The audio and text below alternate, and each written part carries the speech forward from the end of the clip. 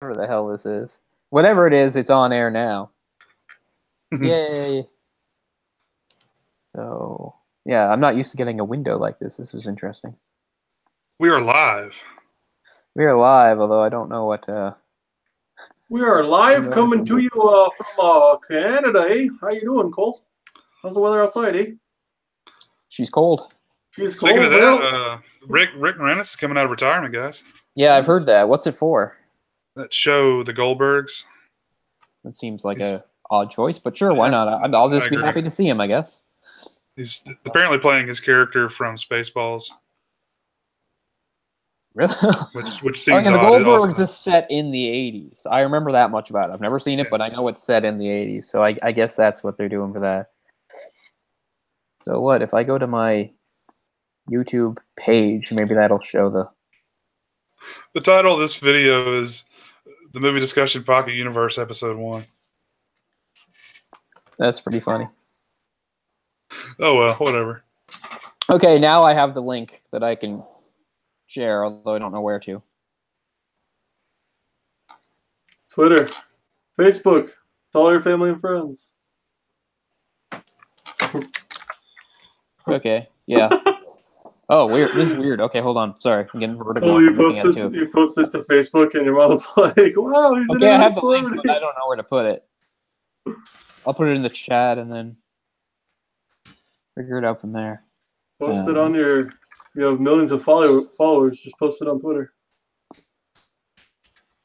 Oh yeah, Twitter. Yeah. That's there. Okay. Well, yeah. Sorry. My multitasking.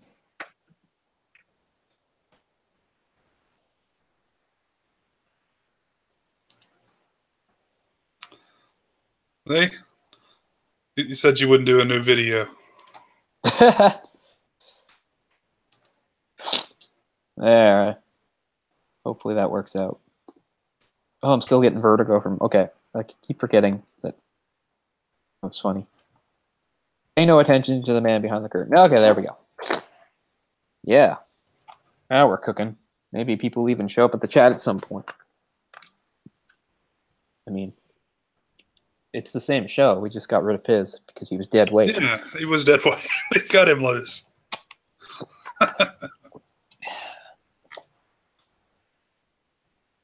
But, what were we talking about? Let's talk some hardcore shit about Piz. Billy Blanks. People missed us talking about Billy Blanks. It's too bad. Okay, where you're at, man, that's the fucking South, homie. Okay, real talk. Real as fuck. Kentucky isn't the South. Let's be real here. Come on. Let's be real here. Let's be real here. They have good accents, though. Come on. I was watching an episode of, like, Tosh.0 the other night, and they were, like, showing some, like, footage from, like, some local TV station where some guy was, like, high on meth, and he crashed into a pole or something. And then they were interviewing him, and his Kentucky accent was so insane, like, couldn't tell what the hell he was saying. Pretty good. It reminds me of, like, Newfoundlanders, but in a different way. Yeah.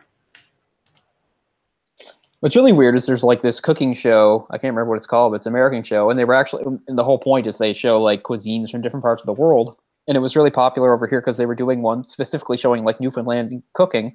And at one point, he called them Newfies. And then I, like, read on Twitter that, like, people were upset about it. I was like, I'm from Cape Breton, and we always called them Newfies. What? They don't like that? I never met a Newfoundlander that didn't want to be called a Newfie. That thought that was offensive. So that's just, again, is this just some sort of millennial thing? I don't know. Guys, this is the pilot show, which I'm the king of. Oh, this is a brand new show, This is a brand new show. Welcome to the multimedia closet dimension, where we discuss nothing but dog shit. I'm Cole as your I host. keep sniffing. My nose is running all of a sudden. Yeah. Cole did some rails while we were getting ready for the show, so he did some lines in the back. It's expensive either lines. dimension or McDonald's dimension, depending on what we want to do. I don't want any ties to McDonald's. They're dirty. The Multimedia hockey dimension. Yeah, I didn't think Winnipeg would win, but they won, so good for them, I guess. Oh, nice. Sorry, they're not dirty. They're amazing, and they should sponsor us. Ba-da-ba-ba-ba. Ba-da-da-da-da. Fuck you, 2003. What the fuck? Like, They don't do that anymore? I figure they still do. Well, I mean, if they don't, it's about time because they did it for like 15 years after changing their slogan every year. Can I get a McPig too? Ba-da-da-da-da. What were we talking about? We were talking about Billy Blanks. Billy Blanks. Yeah. McDonald's. And his amazing movie career and work as an entrepreneur. You guys should have bookmarked that movie. I have it open on IMDb. Oh, don't worry. I remember what it is. The Billy Blanks Terminator ripoff. Yeah. His crowning achievement. It probably actually is his crowning achievement. Yeah, probably. I mean, what's he known for? I mean, he's known for Tybo, right? Yeah.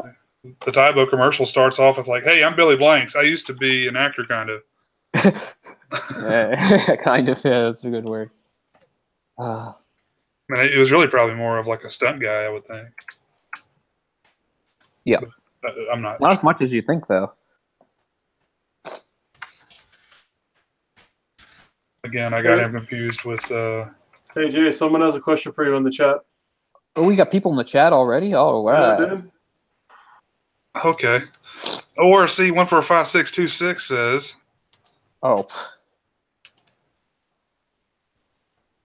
Let me read you the description of Billy Blanks on IMDb. Muscular African-American sports star. He totally wrote that himself. Yeah. Beefcake, Billy Blanks. He's like 75 now. It really is.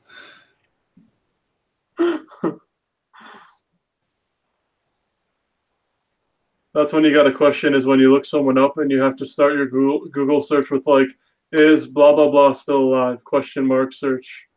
That's when you know. Dead in brothel fire? Question mark? That's how I'm going to die. But I won't die in the fire. I will die jumping out of the window to escape the fire. Why not just die of dehydration in brothel? That may be better. That would be better. I gave all my fluid. Who was the guy that played for the Lakers who dated the Kardashian or was married to the Kardashian? Oh, yeah, I know his name. Didn't he have something? Starts with a K, doesn't it? Wasn't he did something with a bunch of hookers? I think so, yeah. Yeah, didn't he collapse in a brothel and they had to take that's how he got found out because they had to call an ambulance and wheel him out or something. That's a good way to find out that someone's cheating on you. Yeah. You see on the news they got wheeled out of a brothel.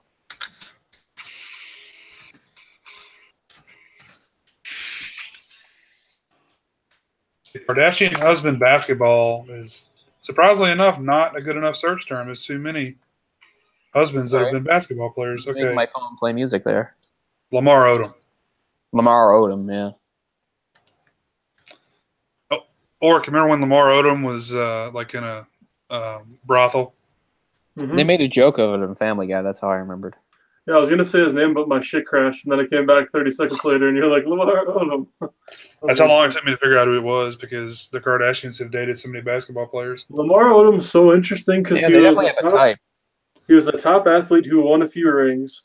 He dated a Kardashian, and then literally he would eat a 2-pound bag of candy every time before he played a game. I guess everybody has their ritual. He's like I feel insulted by the Kardashians. I feel like I'm not the Kardashians type. I'm too short and pale. Daryl Strawberry. Cole, do you know who that is? Of course I know who he is. He was in one of the best Simpsons episodes ever, and he's a total douche. He had the best cocaine nostrils ever. He liked hookers too. Baseball players and basketball players have that in common. They're both. Well, I mean, let's face it. I mean, hookers are great. They'll do what you want. I'm totally joking. They really gross me out. Strippers and hookers both, man. All that stuff is just it's not something I'm into. I'm right there with you too, man. I don't know. Dudes they go crazy over strip clubs, and I'm just are like Hooters, and I'm like, okay, like, can we just go to like an Applebee's? There's like 19-year-old chicks there. Exactly. I mean, you can see better looking girls like anywhere else, or women. Pardon me. Yeah. So gotta watch your tread. They don't like to be called girls, so that's okay. I just call them chicks. Yeah. I really like. I don't know. I guess I'm a faggot, but like, no, just strip clubs and like Hooters is okay for sporting events, but other than that, it's just like. It's just never said foot in no Hooters, man. I'd be too embarrassed. Like, I like a girl who looks good who's like 20 rather than some chick who's like 30 and like her face has been redone so many times, like you can't even fucking tell. That body though. I mean, Hooters could have the best food in the world, and I don't think I'd be able to go. I'd feel like an idiot. And why do families go? That's just fucked up. It's stupid. I mean, girls are just wearing like shorts and they have like a tank top on. Like, yeah, they serve food. Yeah. I don't know. And like the whole point is they're saying, please look at our waitress's cleavage, look at their tits. You can't like grab their snatch or anything. I mean, it's just like a regular restaurant. It is. All right, guys, I forgot the ranch, and it's like square. and I mean, I guess they can't hire you if you're flat. I'm assuming. Do you remember the lawsuits a few years ago? A guy was suing Hooters because he didn't get hired to be a waitress. Fucking Dale on King of the Hill did that. Maybe that's where he got it from. I think Hooters won that one, actually. We like to hold our waitresses to a certain standard of them not having penises. I think it would be funny though, like make him wear the shorts. He's like just hanging brain outside of the shorts like the whole time. Like, yeah, that's right, boy. Well, that's what Dale did. He wore like the outfit. I need to watch that. Well, it was a good show for the most part. Show that really won me over. I missed it. I'd forgotten about that episode. Where have all the good cartoons gone? Rick and Morty is a pretty good show, though. I'll give it credit. Yeah. I mean, it took me a long time to come around to it and finally watch it, but it is good. What's good about it is it's really imaginative, right? Because like the whole thing is like, you know, like Rick can invent anything, and they're always going to other planets, and doing, basically it's just giving comedy some other possibilities by just having all this weird, crazy sci-fi shit happening. No, it's really quite good. I do find Morty super annoying, but I know that's the point. What's weird is every character has this. The humor style is weird because like every character kind of stutters a bit when they talk, as if like they're making things up as they go, which they are, but it makes it sound like the voice actor is. Like it's weird. Like it's a deliberate choice. It's hard to explain, but once you hear it, you'll know it. A lot of the times, people will be like, like there's a lot of uhing, which you don't expect to hear like in a TV show. And Rick also is often talking through burps. That's the Dan Harmon, right? Yeah. Didn't he get in trouble over harassing some woman? Oh, did he? Yeah, like there was some woman who worked for him, and he's like one of the only people that ever like owned up to it and like gave a real apology and stuff. Like he wrote a really long, well thought out thing about it, like that showed that like he actually realized what he was doing and thought about the repercussions and stuff. Like it wasn't just like, I'm sorry you took offense to something I did, which is not an apology, by the way. It really wouldn't surprise me because I mean he lives a pretty, I don't know, rambunctious lifestyle in that he drinks a lot at events, and other people there are drunk as well. So it was some woman that worked under him, and he was always like coming on to her and stuff and making her uncomfortable, even though he was married, of course. Was he? Okay. He was only married for a short period of time. I didn't realize that, but maybe that ended it. I don't know. I recently watched that. It's called Harmontown. Yeah, I keep meaning to watch it. It's okay. It really chronicles like something I could care less about, his podcast. Yeah. Anyway, Rick and Morty's good. It's fun. And I've been waiting forever for the third season because the second season ends on such like a cliffhanger type thing. But it's cool. I was afraid the comedy would be a little too far out there for me, but if you like it, I probably will like it as well. Like I said, it has a lot of weird stuff going on, but the comedy itself is, fairly solid and stuff.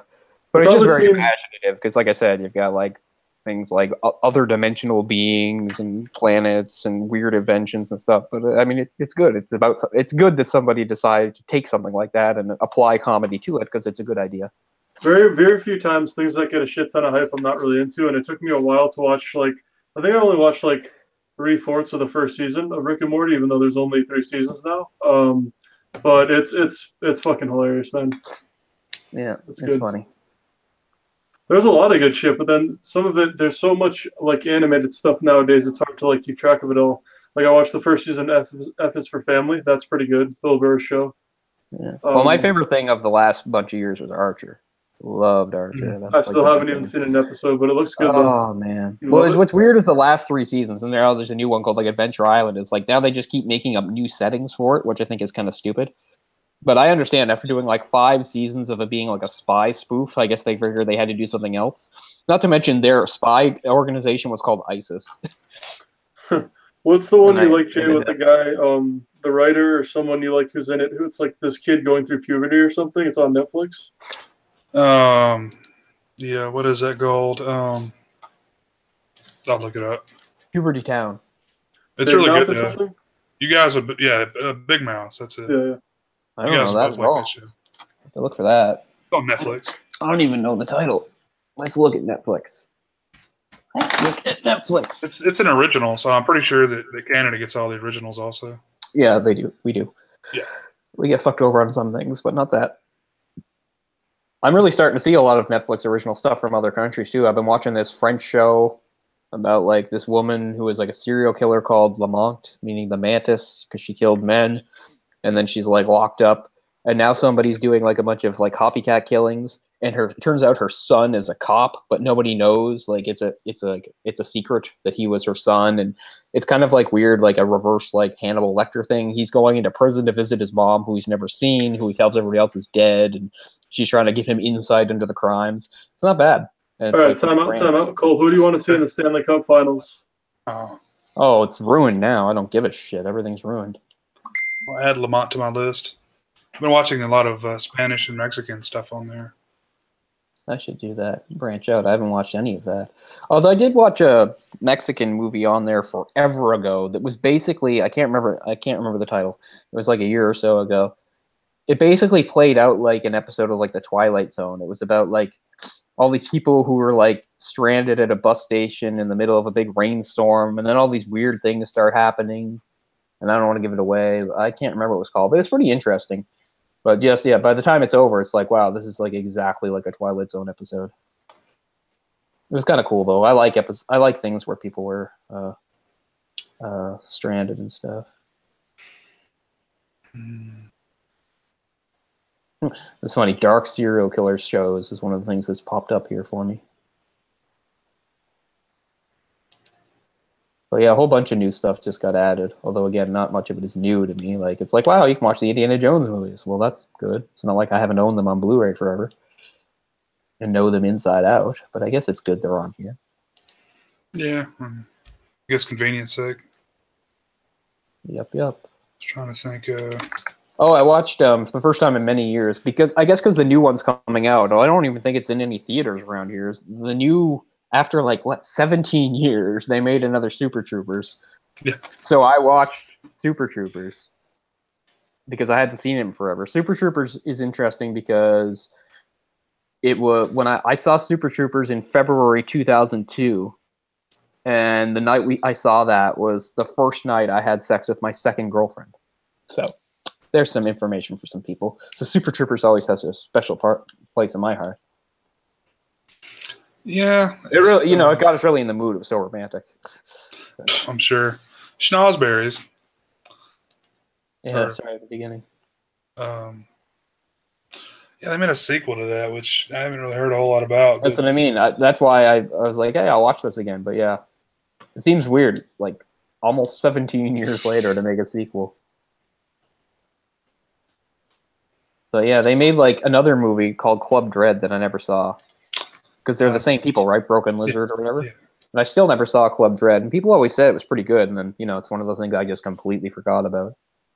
But yeah, on my Netflix, they've got the first 8 seasons of Archer are on here. So people should watch. Because it's amazing.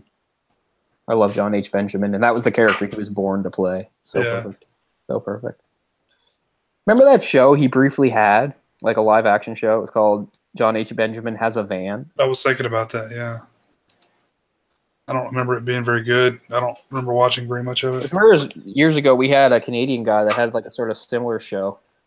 I can't remember what his name was, but he was kind of funny. He was like this. I need to find what his name. His name is John something.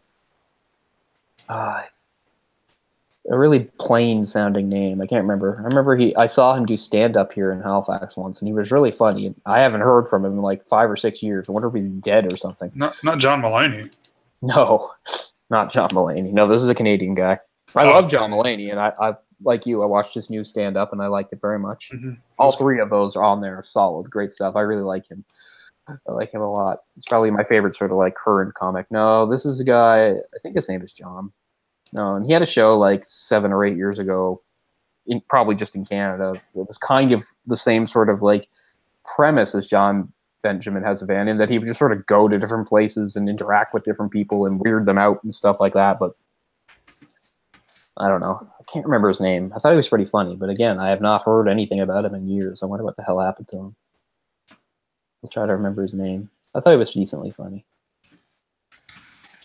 It was sort of like a not as insane Tom Green type thing. Like, he was more laid back. He wasn't like getting in your face and driving you insane the way Tom Green would. Tom Green like a national treasure? No. Is he like a... People are like, man, Tom Green's an idiot. People are just like, remember Tom Green?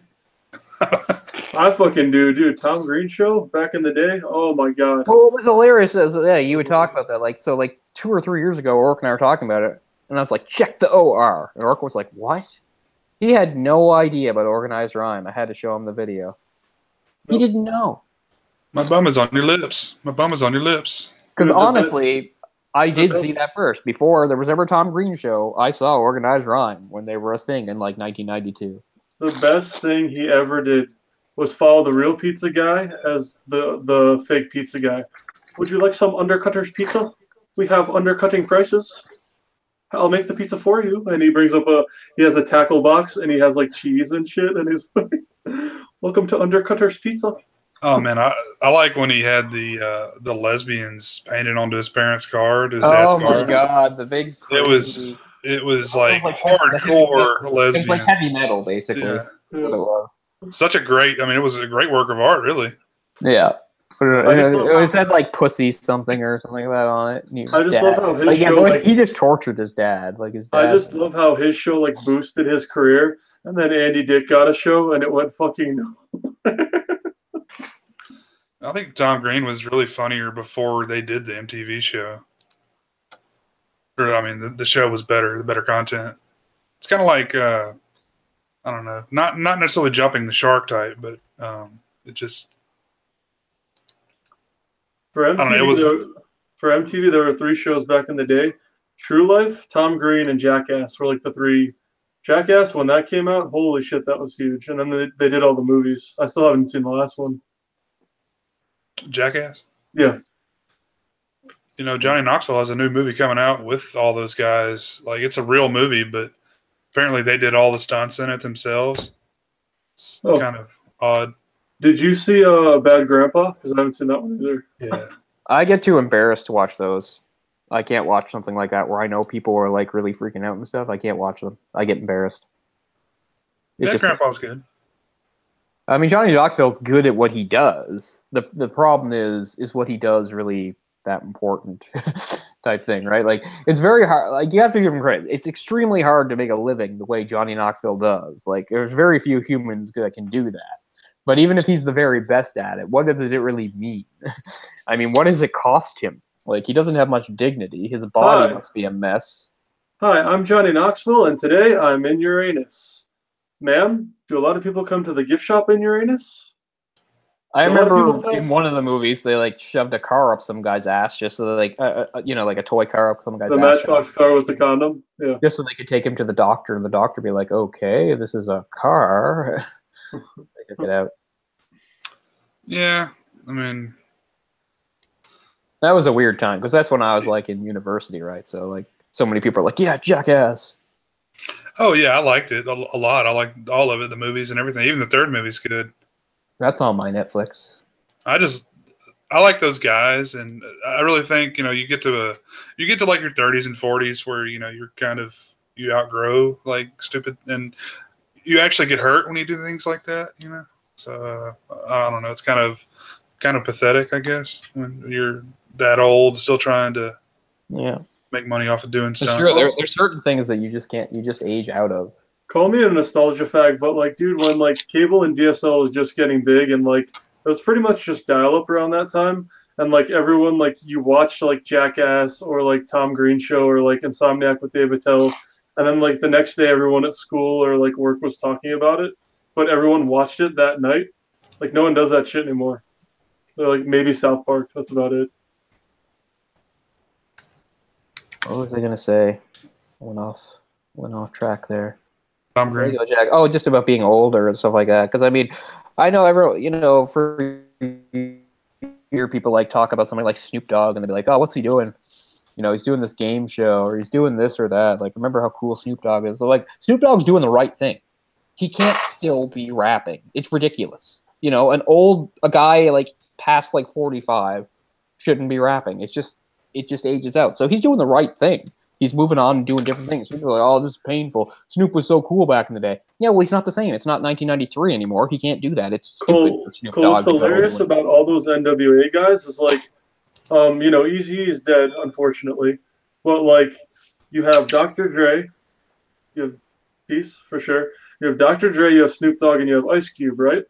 Yep. Ice Cube is wildly successful. He has his own fucking basketball league, for crying out loud.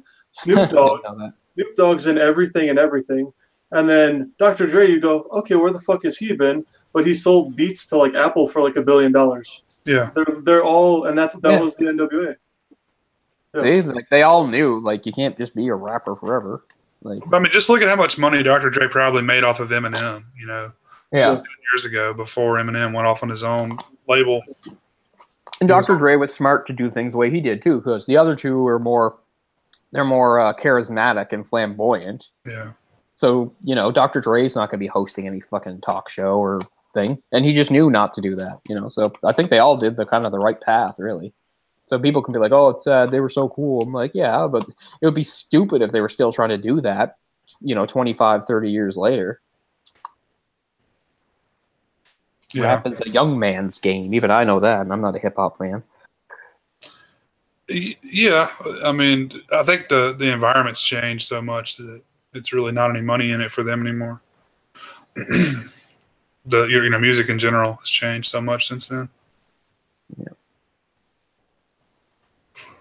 But yeah, all I see from Snoop Dogg is like a new meme come out like every week with just like bags of weed or him smoking a lot of weed. He's either at like a roast of like Donald Trump, and then the next week he's like cooking muffins with Martha Stewart. I'm like, what do you like?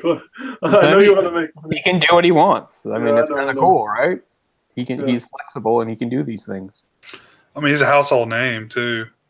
Yeah, I see him at like the Anaheim Ducks games all the time, talking to the crowd and stuff. It's pretty cool. One of the funniest things though is like Friday is a good movie, the original one. But Ice Cube gets approached by people all the time. They're like, Friday's the greatest movie of all time. He's like, yeah, it's become a cult classic. It's a good movie. And he thinks it's like his like Oscar picture, even though it's an amazing film and I love it. But it's just like he thinks it's like fucking like There Will Be Blood or like Gangs of New York. Oh shit, I agree. I think it is that caliber of movie. It's a good ass movie, man. I think it's definitely cult classic. But yeah, it's definitely like the first like black movie I probably responded to when I was a kid. I didn't see Boys in the Hood and stuff till I was a bit older and stuff. But I just remember randomly coming across Friday, like Ryan and I, and we thought it was really funny and stuff. Like, I did not grow up with In Living Color. That just did not air on any channel I had. Never saw it. Never. I watched it. I just had to find out about it later on. Well, instead of having did you know that Jennifer Lopez was on In Living Color? Did you know that Jim Carrey got a start on In Living Color? I'm like, what the fuck is In Living Color? Like, I didn't know. Well, instead of having In Living Color, he had One Color. That's what you. It's an all-white nation. And every Sunday night, I think I watched In Living Color. Yeah. New episode. Never watched it. It just it's not like I wouldn't have watched it. It just did not air. It wasn't on any channel I had. Right. Well, that was when Fox was still very new. Yeah, I can't really fully remember when we first kind of got Fox. Probably not until the second half of the 90s. I don't think Fox was available here when it first came out the first few years. Because I remember, like, it's hard to remember. Because, I mean, I do remember seeing The Simpsons even in the early 90s. So I guess we had in the early 90s. I don't know. Yeah, I mean, it had to have come on Fox, right? Yeah, it must have. But, yeah. What's cool is, like, on Much Music, our MTV, which, of course, is the same sort of thing as MTV now that just shows a bunch of shit. Like, I watch it all the time because they'll show stuff like, a lot of the cartoons, like American Dad and stuff like that. But, like, they've also started showing Simpsons, and for years they've been showing Simpsons because there's just so many. And, like, finally, just a few weeks ago, they got into the ones, like, from the mid-90s. So every night, like, some of the best episodes of The Simpsons have been on. So I've been watching those again, which is great.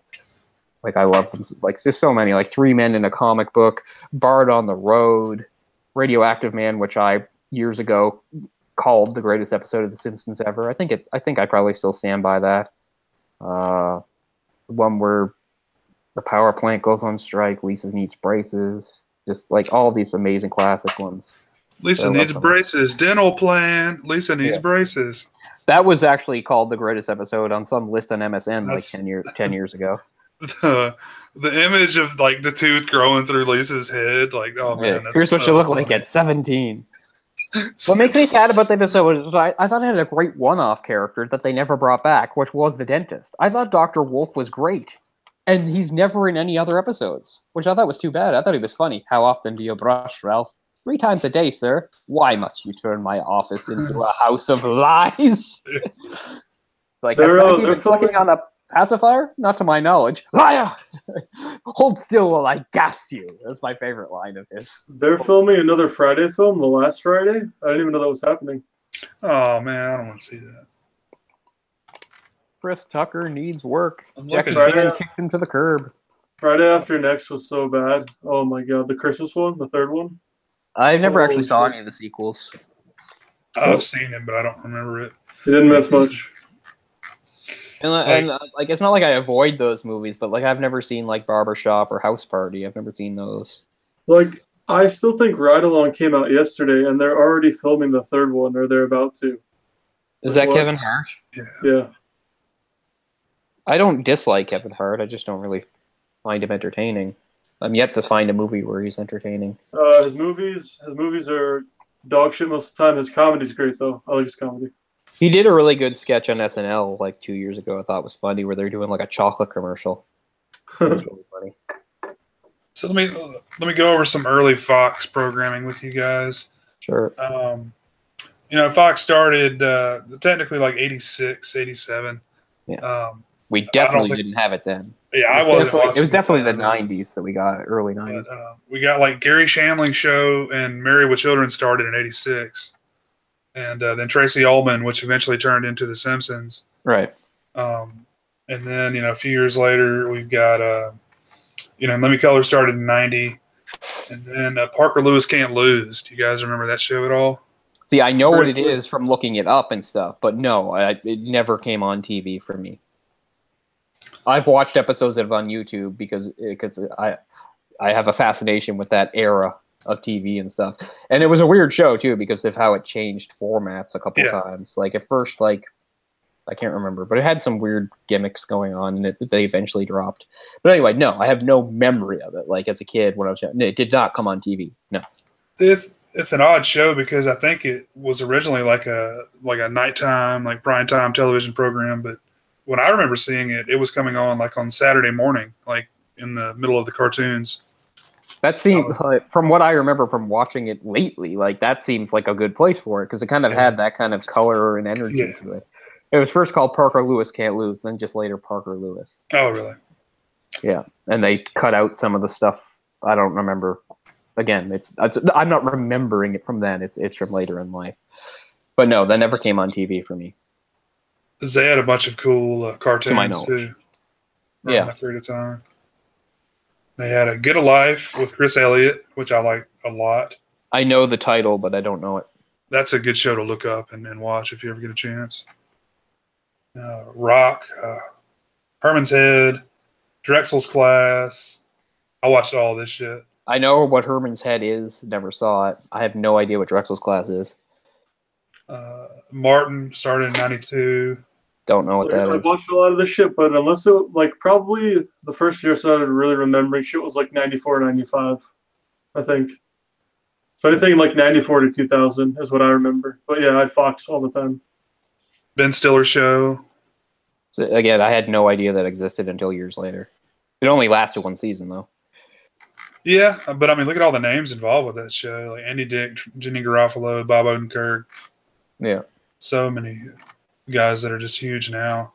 While he's going through all this stuff, Cole, like, what networks did you not have growing up and that you had post 2000 that are American networks? Well, in like the 90s, I remember WSBK was not a channel that was normal here, but it was part of our package that we paid for. So I used to be able to watch stuff on that say Ryan couldn't watch in like the mid 90s. That had like some interesting stuff on it. Like it had like a Mega Man cartoon in the mid 90s that I used to watch on that. Yeah, that was on Fox Saturday mornings. Yeah. Yeah, it wasn't on my Fox. Yep. That's good stuff. Yep.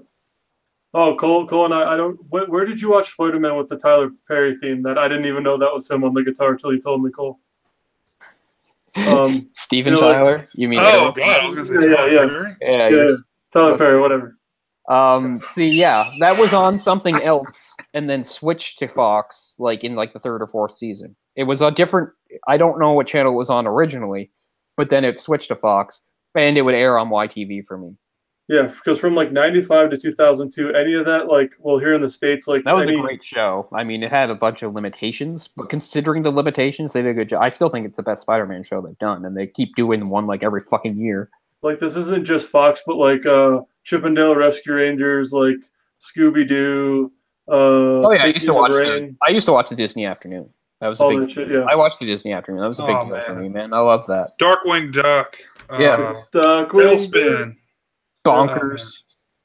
All that. Oh, that was my shit. Oh man. Johnny like Bravo. Kids today, they don't know what it's like to have like, you know, a certain time of day or block, you know, like, oh, the Disney Afternoon is on, or Saturday, like there's no such thing as Saturday morning cartoons really anymore. Like there's no such thing as like a time slot really for I have a cold. shows. Let me go watch 5 million seasons of fucking Futurama on Hulu. Yeah. But as we said, like, I mean, it's great. I love living in a world of streaming and, you know, not commercials. But there is something to be said. It's having to wait for something, you know? I don't know what it does to you. It's got to be something to do with patience, right? Or the ability to wait. Instant gratification now, but right? It was so much fun to, like, wait for that thing to be on. You know? Right. Anticipation. Cole, you had TV Guide in Canada, right? Yeah. Did you buy it at the grocery store and like circle shit when you're like, okay, Halloween's on, Scooby-Doo's on, you just fucking like mark everything? No, you didn't. Dude, I did that shit. Crazy. I just had a good memory, you know. Yeah. When stuff showed up, I remembered it. Oh yeah, back for my blood, man. Well, every now and then, but I mean, if you'd see it on the TV Guide, you know, like it would show like the whole day coming up. Like you go to the preview channel. I mean, I guess it's pretty common now, but I think it was more rare. You know, when we were young, for me to be able to watch so much TV independent from my parents. But I was always in the basement. So like I just like lived in a completely different world from them for a lot of things, like TV. Like I watched all sorts of shit they didn't know I watched. Not that it was bad or anything. I don't think I watched anything bad, but I just mean a lot of kids I know growing up didn't really have that option. Like they didn't have enough TVs. There were two things that I always remember the times. Always remember the times. Phone numbers. Well, that's not a time, but two things I remembered: phone numbers, and then when shit was on TV. Like that week, I like knew the whole block. I was like, okay, Thursday nights, I'm watching wrestling, and then Cartoon Network, and then fucking pass out at like 2 a.m. Sleep at home. one of the pay channels we had was completely useless. UPN. Oh yeah, Chicago. That was just like a useless channel. Like it had like shit like Moesha and Hanging with Mr. Cooper on it, like which I would try to watch, but it was crap. UPN and WGN, I think, are Chicago networks. Pretty sure. Yeah, WGN is I used to randomly get that in the last few years. They used to even televise Chicago Blackhawks games, but I don't have it anymore. Yeah, I believe they do the Blackhawks, and then literally they show like every Cubs game. But Jay, if you have an interest in like shows like from like that early '90s and stuff, some that I would have watched that you wouldn't have, it would have been stuff like Ready or Not, The Secret Life of Alex Mack. Yeah. Oh yeah. She went on to be on Smallville. I had a big crush on her. Mm-hmm. She was the one that was in the sex cult. You heard about all that, right? Really? Her real name? I know her name in real life is Mac. That's the same actress? Yeah. She was Alex Mack?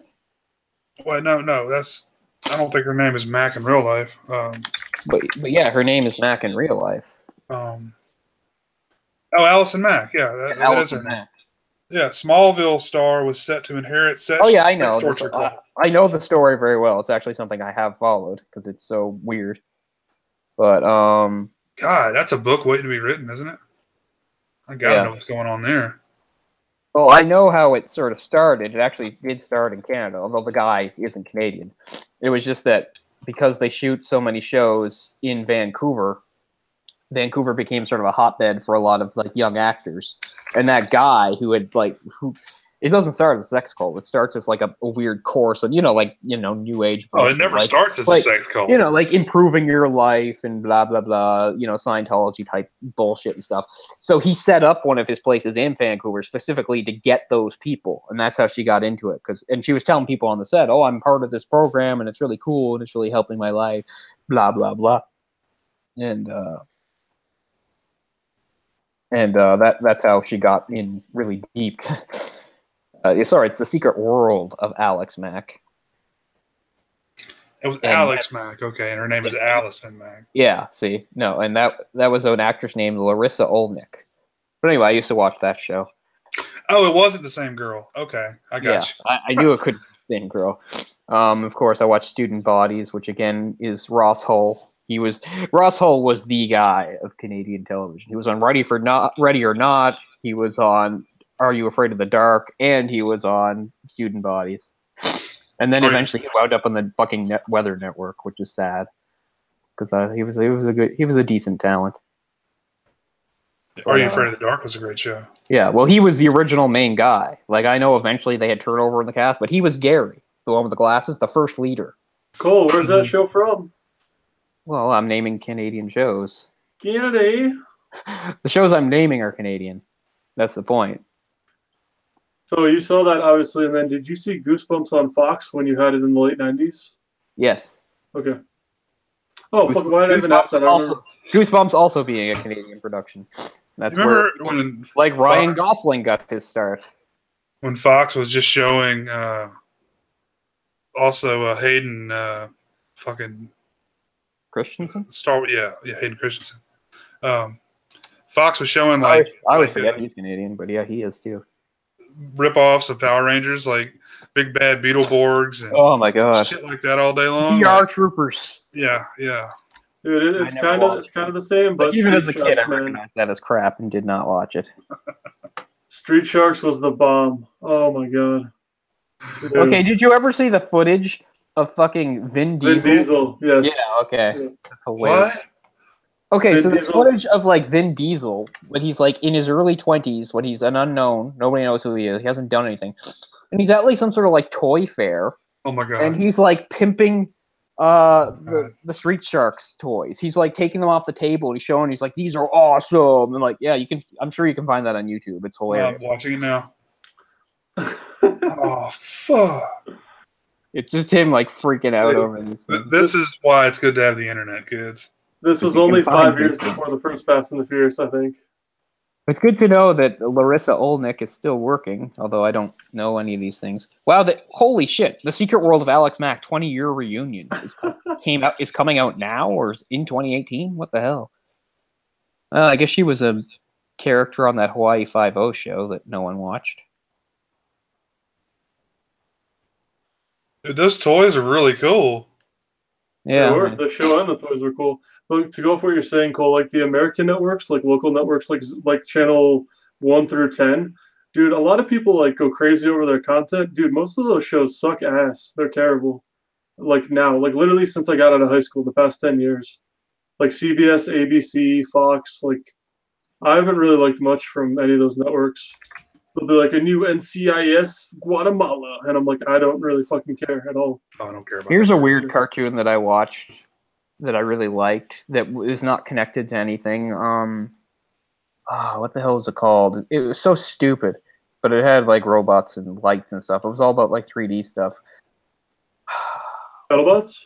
It's the one where they're like, "It's laser time, boys." Does anybody remember that catchphrase? No? It's weird. It's like this futuristic world, and some guy invented all these robots, and then he's like some 20-something. He lives in this house with all these robots, and they're always getting attacked by this big evil corporation. And whenever they do, they go, "It's laser time, boys!" And I think you could put like a 3D glasses on. It was like a half-ass 3D thing. Was it Blue's Clues? What was the name of this show? I'm trying to figure out the name. I'm sorry, man. I found a video of Vin Diesel breakdancing. I'm losing my mind over here. Oh my god. It's okay. I can't remember the title, but it had that in it. It's like laser was probably in the title because it was so important. Let's see if I can find out. I mean, there was like a laser tag TV show or a cartoon, I guess. Was it a cartoon? It's laser time. Yeah, it was a cartoon.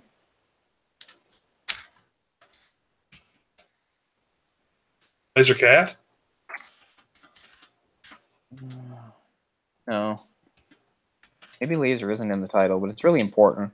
And he'd be like, "It's laser time, boys," and then they'd get in like their fight, and there were a whole bunch of them. Some of the robots were human sized, but some of them were massive, like Transformers, and I don't know. It was not a good show, but I watched it because, you know, when you're a kid, you watch all sorts of terrible shit. This wasn't terrible. It was just right in the middle. Bots Master? Yes. That's it. I don't remember that title, but I do at the same time. That's it, yes. That's a terrible title. Yeah, it's an awful title. But it wasn't a bad show. One of the worst cartoons I watched in that era was Captain Planet. Yeah. I only watched that because I had a crush on the European girl, the one that went wind. That was a weird show because of the like how like simplistic and stupid it would be, and then they had like this crazy episode all about a kid with AIDS, and it was so in your face about it. Yeah. Actually, that was the other thing. We grew up in an era where there were lots of cartoons and kid shows that would like start talking about AIDS. Hey, this is a big deal, man. Mm-hmm. I know, like there would be a 2020 episode, and there would be a guy like, "I could smell AIDS. If you have AIDS, I can smell if you have it." Oh, and it was also the same time as the 80s war on drugs. And I remember watching this episode of a shitty cartoon called Brave Star about like a cowboy guy on like another planet, right? Like, so it's like a sci-fi cowboy thing. And the whole episode was about like this kid that he knew that got addicted to this drug, and he was always like giving up all the gold nuggets to get it. And like the whole thing was like it made him like hallucinate and stuff. He's like, "Oh, the pretty colors and stuff like that." Anyway, and eventually, of course, Brave Star like hunts down the bad guy and puts him away or something like that. But then at the end, like we don't know what, and like at the end, like the kid is like collapsing. He's like, "Don't worry, I'll get you help." Then all of a sudden, it cuts to like Brave Star directly breaking the fourth wall and talking to us, talking about like how drugs are bad. Then the camera pulls out, and he's standing next to the kid's fucking gravestone. Oh, that's dark. Super dark. Remember, kids, just say no. The Brave Star was the dude that had the horse that was also badass, right? Yeah, 30-30. Isn't it sad? I know that, but I do. That wasn't a bad cartoon. It wasn't that bad. I mean, it was, it wasn't bad for what it was. That's how I learned the word hypnotic. Because there was this, actually, I think it was a 2-part episode about like this kid that bad guys were after, and the kid's voice had a hypnotic effect on people. That was the first time I ever heard the word hypnotic. Funny how you remember things. Bunker Mice from Mars. I'm sorry, bro. Oh, we're going back to time now, boys. Isn't it great, like the Pandora's box that was opened by Teenage Mutant Ninja Turtles? Teenage Mutant Ninja Turtles comes out, is a huge phenomenon, and then people are just like, "All right, let's take some random animal and throw shit together," and that's how you got stuff like Street Sharks and Biker Mice from Mars. Let's name the stuff that's not like total garbage. Like, is there anything that was actually worth a damn? it came out of that? Because, like, I don't know, Battletoads, did that come out of that? Well, I don't know if it was related to Teenage Mutant Ninja Turtles, but Gargoyles was fucking savage. Okay, Gargoyles was awesome. I love Gargoyles. Well, I mean, Gargoyles was like a new plateau in like quality. It really was. That was it came out in '94 when everything else was, fairly, not much of a budget. Again, Disney showed us the way. It's the same thing. We can have this whole thing. Like DuckTales did it first. DuckTales was the very first cartoon. It broke us out of the era of limited, cheap, half-assed, made-for-kids animation, where it's like, all right, we're going to put real effort into it, good voice acting and stuff, and that's what gave us all the qualities. And then Gargoyles did it again. I mean, Gargoyles was so cinematic. It had brilliant voice acting. I mean, you had, like, Keith David just killing it. Jonathan Frakes is the bad guy. Beautiful. Reminded me a lot of, the animation style reminded me a lot of the Batman, the animated series. Yeah, I wouldn't be surprised if there was some crossover there with some of the artists. I know it's different studios, but that's just show that eventually jumped the shark too. It got all weird. It's like, oh, the Goliath Chronicles, and we're going to Avalon and all this bullshit. But the first 3 seasons are solid. Yeah, I didn't watch it after those first few seasons anyway. No, me neither. I have the first season on DVD. But I mean, amazing music, animation, and it was actually pretty progressive too. Like Elisa Maza, who I loved, another girl I had a big crush on. She was half African American, half Native American, and she was a cop. And she was tough and spunky and stuff, and it was cool. But yeah, I loved that show. So that's definitely one that holds up for the most part. And it was intelligent, it was intelligently written. It was one of those shows that just everything ended at the end. I mean, Xanatos was always the episode would end and be like, the Gargoyles won the day. But Xanatos would be like, everything's going exactly as I planned. He was a new level of villain for me as a kid. He wasn't like Megatron. It was like, I'll get you idiots next time, Xanatos was ahead of the game. He was playing the long game. That was new to me at the time. I mean, I know that's a staple of fiction. We see it. But that was sort of my introduction to that sort of villain. The guy that was playing the long game, that had plans within plans and stuff like that. That was honestly probably the first villain I came across like that. So yeah, really great show. In the vein of those 80s or 90s shows, still in kind of like the Reaganomics era, the Say No to Drugs. Yeah. Cartoon All-Stars to the Rescue. I know you guys probably don't remember that. It was in 1990. I didn't see that until years later, but yeah, it's quite the thing. It was a huge event, that they advertised. I think it was it may have even been a primetime show. When it was Garfield and everybody combined. The Ninja Turtles, Muppet Babies, and everybody. I watched Muppet Babies. I loved Muppet Babies. Me too. My favorite one being the one where they do the Peter and the Wolf thing. That was really good. Oh, and the other one is the one that's the Back to the Future spoof. I still remember the song for that, for God's sakes. Wow. We're running out of time. But yeah. Yeah, they were full of what was funny is they often showed footage from Family Ties because Miss Piggy had a big crush on Michael J. Fox. Really? Yeah. Wow. That was a running thing. And then sometimes they would show Alex Keaton. They would just show him. Oh shit! George Bush is actually in the intro. I didn't know that. Wow, it's a commercial, but wait, no, it's the intro. Muppet Babies. It looks like Smurfs, Chipmunks, the Real Ghostbusters, all stuff I loved. I wasn't as big of Ghostbuster fans as my friends were. I don't know why. I only watched the show a little bit. It didn't stand out for me. Really? Yeah. That's an odd show. It's got a lot of really odd things with the production, the first few seasons. Ghostbusters. Well, yeah, all that stuff. But the first few seasons there was only maybe a 15 episode arc, and then the third or fourth season has 50 episodes in it. Yeah, that happens a few times. That happened with the Spider-Man show.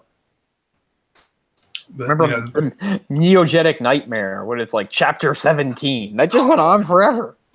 It was 2 full seasons of this same storyline. That's what I mind. I like it. Very comic book. I'm just saying.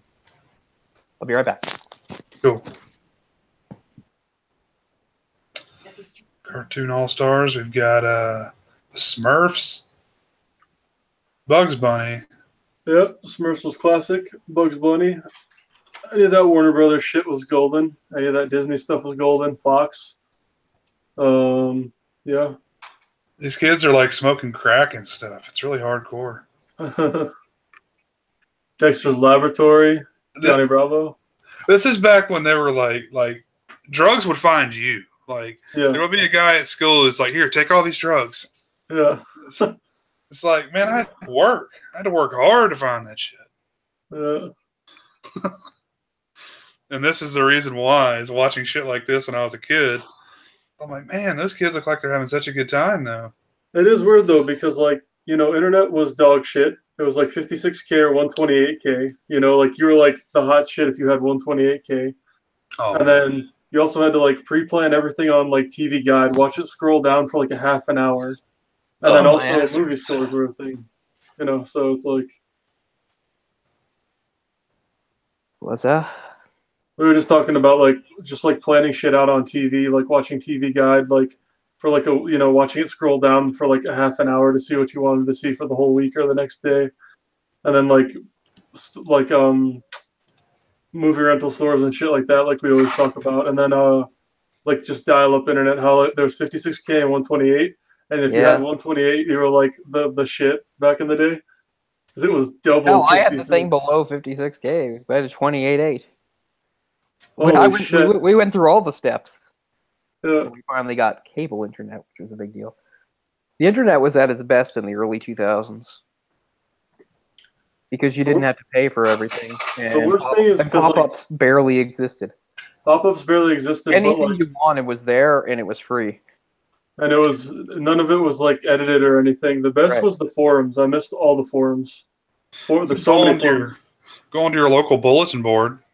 Yeah. But of course, and being Canadian and from that era, of course, I watched The Raccoons and Degrassi. Degrassi came on right after The Raccoons. Degrassi was a good show. It was groundbreaking at the time. I mean, it was a cliche, piled upon cliche, but at least it showed real kids. Like, they weren't just there because they were pretty. Like, they just looked like kids, which was a big step and made it different from a lot of dramas and stuff like that. When did you guys actually get cable or DSL internet? My first year actually having that shit was like 2001, I think.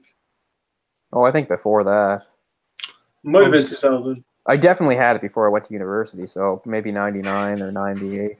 Oh, shit, you had it before me, yeah. Like 2000 was my first year. Yeah. I was 98 when I went to school. And they had it there? We had Ethernet, and it was like the fastest shit available. Yeah. I mean, my family, for whatever reason, was actually kind of in on the ground floor. I mean, we got the internet in like early 96. Wow.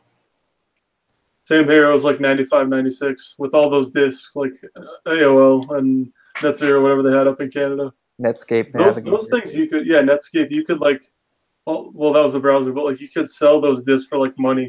Like the AOL free trial disc, you'd be like $5. I to this day, I don't enjoy my computer as much as I enjoyed my computer in the 90s. Because, I don't know, because back then, for instance, like I said, I used to be a PC gamer back then. You know, I got a lot of use out of it. I remember one of the big selling points was... and I didn't pay for anything. You know, I didn't pay a cent. Sorry, go ahead. You could throw that set of encyclopedias away. Because you've got the World Book. Called? No, it wasn't World Book. I think it started with a D. I had a specific one. I can't remember what the hell it's called. Like Dinsbury or some shit like that. Do you guys remember how shitty Google, Yahoo, and like Ask Jeeves were back in the day? Like what the pages looked like 20 years ago? Of course, I remember that shit. What's funny is I don't really remember Google. To me, Google, I didn't even start using until like I was in university. Just look up like late 90s Yahoo's web search pages, and it's the most hilarious thing ever. I used to use shit like Lycos, for God's sake. That's what I was gonna say. Which search did you guys use? I used multiple searches. I mean, I had very specific porn tastes, so you know you have to go through different search engines if you're gonna find what you want. Yes, you do. For like torrenting and shit, like I use like everyone used Napster. I used LimeWire. Frostwire was one. That was another one. And then I like nearly destroyed my computer from getting LimeWire because once something I downloaded like had like child porn in it. Oh wow. That's so like I was just like I deleted LimeWire and I was like, should I smash the computer with a hammer? Yeah. I was so freaked out.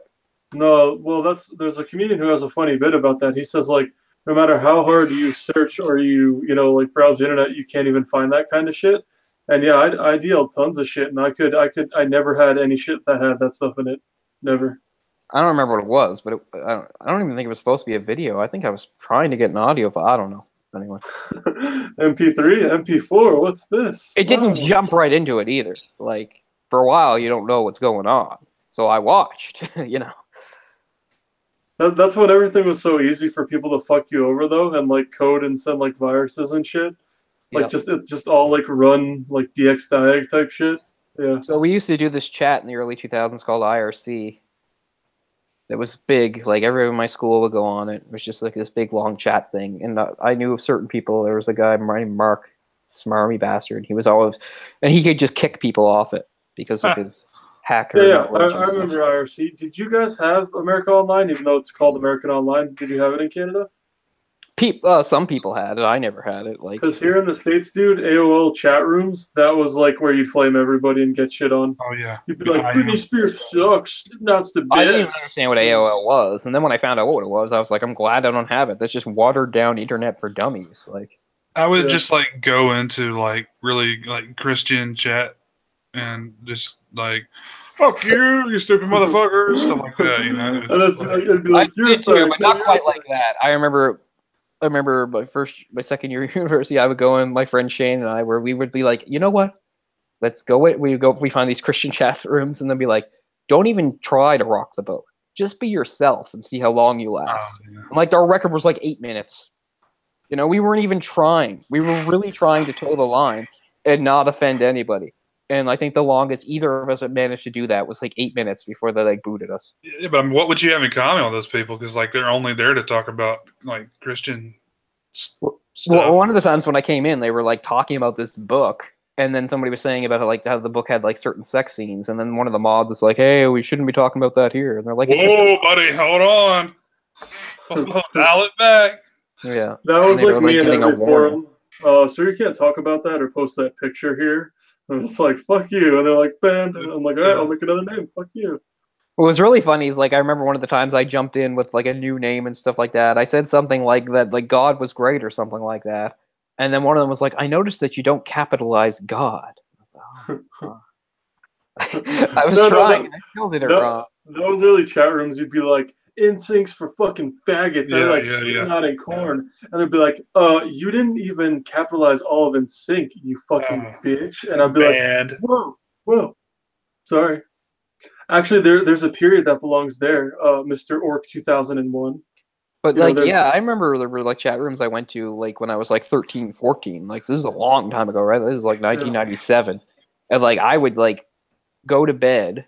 Then I'd wake up and sneak down to the basement to log on because there were people like that I knew that like were like sort of like a room that I would go to. I had like friends. They were all adults, of course.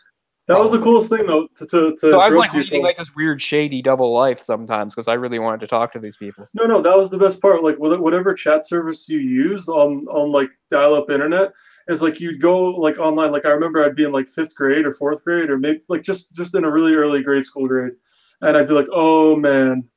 I'd be like, Brianna's online and it's 2 o'clock in the morning. What's she doing? I'd be like a messenger. Yeah.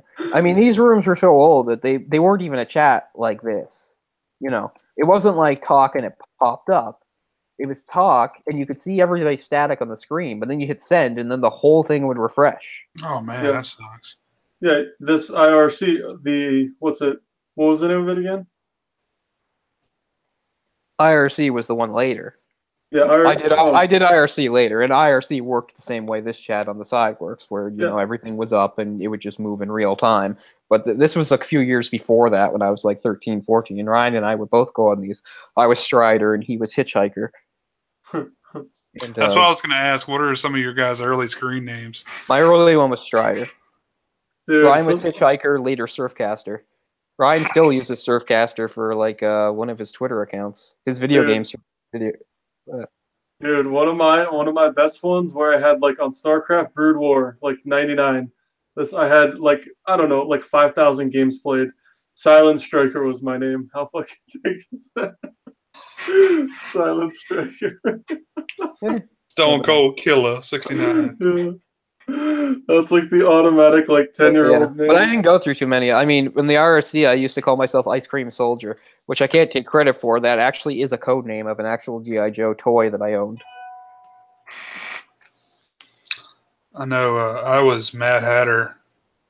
Oh. Nice. Nowadays, though, it's still funny because you see kids who are young and they don't really like understand like what like a legit screen name is, and they'll be like 14 and they'll be like, "I fucked your mom 69 420 Blaze It," and I'm like,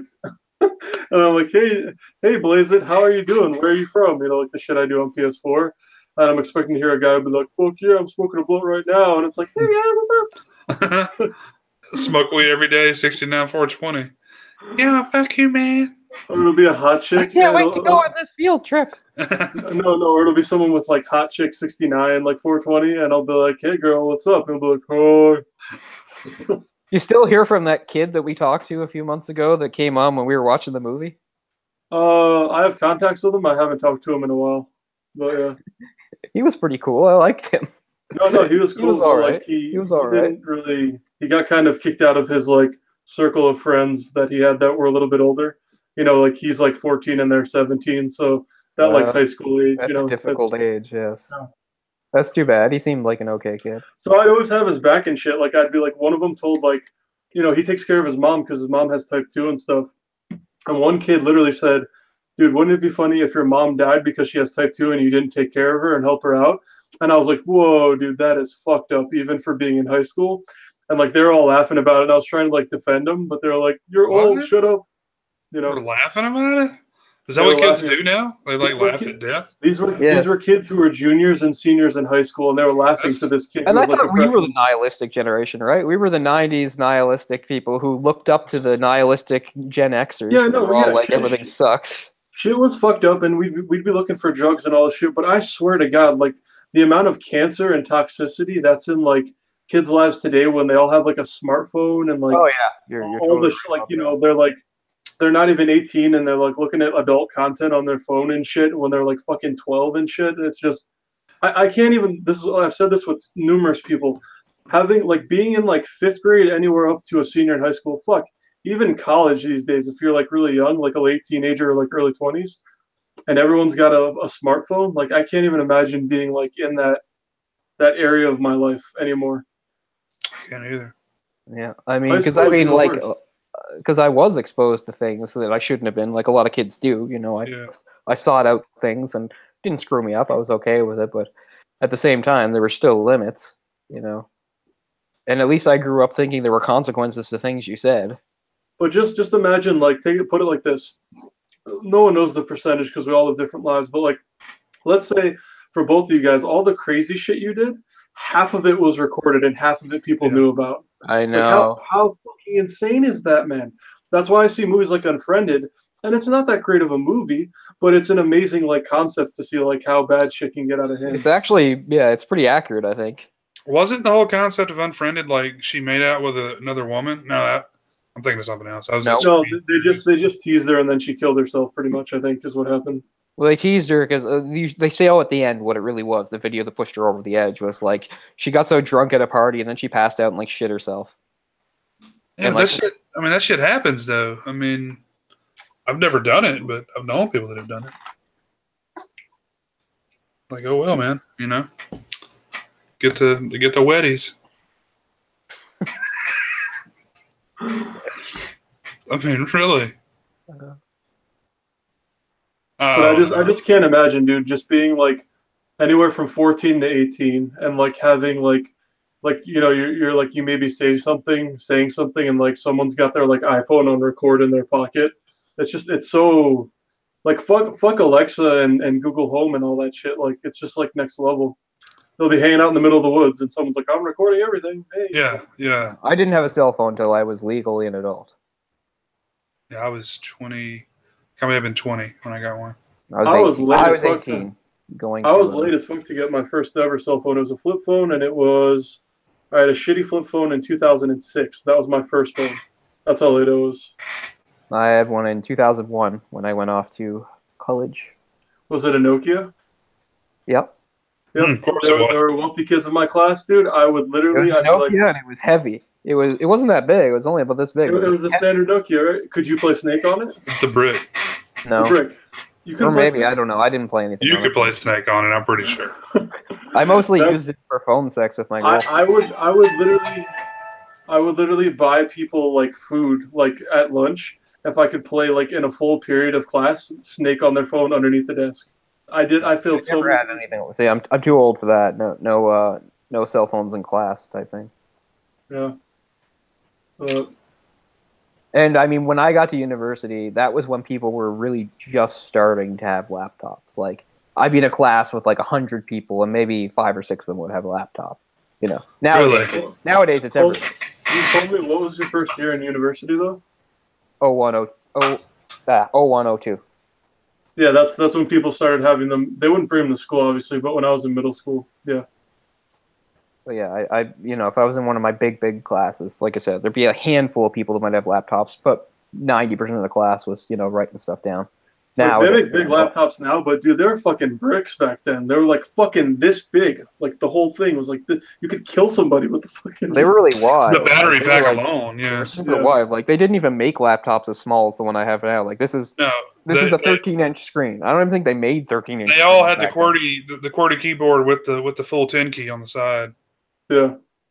Yeah, a lot of people were like hooking up like an extra mouse to it. I don't know why. Like because they didn't like the touchpad, probably. Yeah, maybe that just felt weird. That's when it wasn't USB, it was the circular thing. The old school, like the rollerball. Yeah. Oh, God, yes. Yeah. Rollerball. That's when, anyone who, like, if you want to know if they're old school, it's like, was your mouse, did it have a rollerball? And your keyboard, but both of them, did they plug into circular outlets and not a USB? That's when you know someone's old school as fuck. Oh, man. I've been old school recently, then. Retro. You just see some like fucking hipster. He's like, I still use that. What are you talking about, orc? God damn it! Like, I like using pens. I get it. I like using pens. I used to have this shirt, and it was like during the whole Mac PC thing. I'm a Mac guy. I'm a PC. I remember. And I was, I'm a PC guy through and through. But it said, "Homie, don't right click," and it had a Mac mouse, which is the one button. Speaking of high school kids and shirts. Homie, don't right click. So I live pretty close to a high school, so often when I'm walking in that direction, sometimes they're getting out of school and they walk by me, and they always piss me off because they walk like 6 across the sidewalk, and I won't move because, the rule should be if you're walking single file, you have the right of way, the people that are walking across. So I'm often shoulder checking them because I'm not going to move for them. But anyway, I just passed a kid the other day that had he had a T-shirt with a photo of like a close up of Steve Buscemi's face on it. And I was like, that's pretty cool. Like, there's hope for your generation. I've seen a lot of kids like that are really obsessed with Bill Murray for some reason, like young kids. Well, that's cool, I guess. I like Bill because Murray. There's the sticker that they get put on their car. And I always think it's Edgar Allan Poe, but when you get a little bit closer, you can tell that it's Bill Murray because it's the same style, drawn photo. The goth kids all love Bill Murray. Is goth still a thing? It was a big thing when I was that age. Maybe it's not a thing anymore. It's probably not called goth anymore. If it is. Well, now it's broken down into like smaller subgroups. It's like I'm steampunk. Oh, okay. It's like I don't know if you ever saw the cop movie with Jonah Hill and the other guy, 21 Jump Street. Like how everything had changed. Like he went up and like punched the kid and called him a faggot or something. And they're like, whoa! That's not cool. And he's like, "Why are the nerds cool now?" and all that stuff. Yeah. Yeah, but are you okay, Juan or whatever? That's true, though. I mean, if I told people in high school that I read comic books, they'd be like, "What the fuck?" I wonder what's like uncool now. Like I still even talk like gaming and playing Call of Duty World War II. Like I still can't. Like kids still get teased, but like if everyone loves superheroes, it's like, what the fuck do you make fun of? Maybe Star Wars if they like it too much? I don't understand. Well, I mean, liking anything too much is still, you're not supposed to care. That's just a rule of being young. Don't show you care too much. Although, again, things are getting more positive. They care more than anything. I remember when I was young, I cared what people thought about me. It's what I could go back and do anything. It wouldn't be, Yeah. I would, because I did things. And of course they care so much. They're the ones, we talk about outrage culture. They're the ones propagating it, freaking out on Twitter and stuff and trying to get shows taken off the air and all this stuff. Exactly. It's really more the young people than the older people. It sounds like an older people thing, but it seems to be the younger people. And I'll just say this for the millionth time. I'm 35. I was born in 1983. I resent the people that say that millennials were born in 82 and beyond. 82 and 83 is not millennial. So don't call me that. It's got to be 85 and past. It has. I thought it was like 80 or like 78 or some shit. I'm all for 90 and above. Let's go. Yeah, I'm sure you are, but I think it's 85. I mean, it's arbitrary, but I don't know. I do not identify with millennials.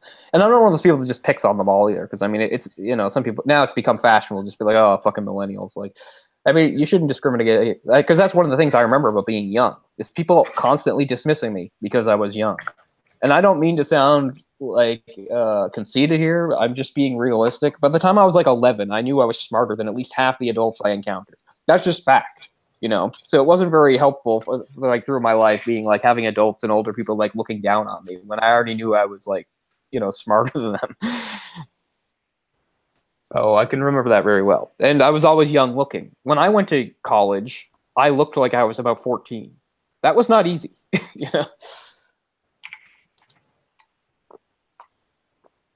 I remember like in kindergarten, like carrying, like my mom would put my clothes out and I wouldn't like the shade of the jeans. I was like, oh no, I'm going to get made fun of for that. Oh yeah, that's everybody. Same here. I'm just saying though, like it's so stupid. Like if I could change anything, it would be like that. I had to get older before I cared that much about clothes. It wasn't until I was probably about 12. I was young. I don't think I gave a shit when I was in elementary. I wore sweatpants all the time. I didn't even start wearing jeans until I was in middle school is one thing, but high school to be like, oh no, my pants are all wrinkly. People are gonna give a shit. And nowadays I'd be like, I don't fucking care.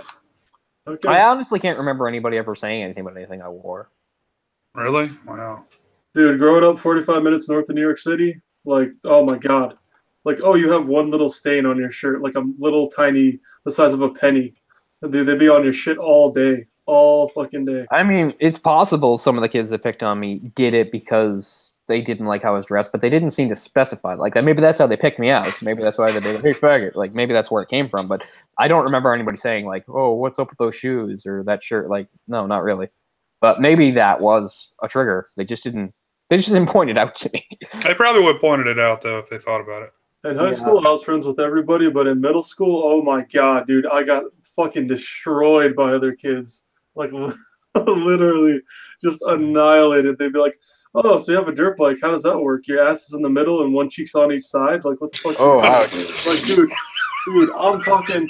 This wasn't New York City. That is the meanest age of it. I think junior high, middle school, those are the meanest people on the planet.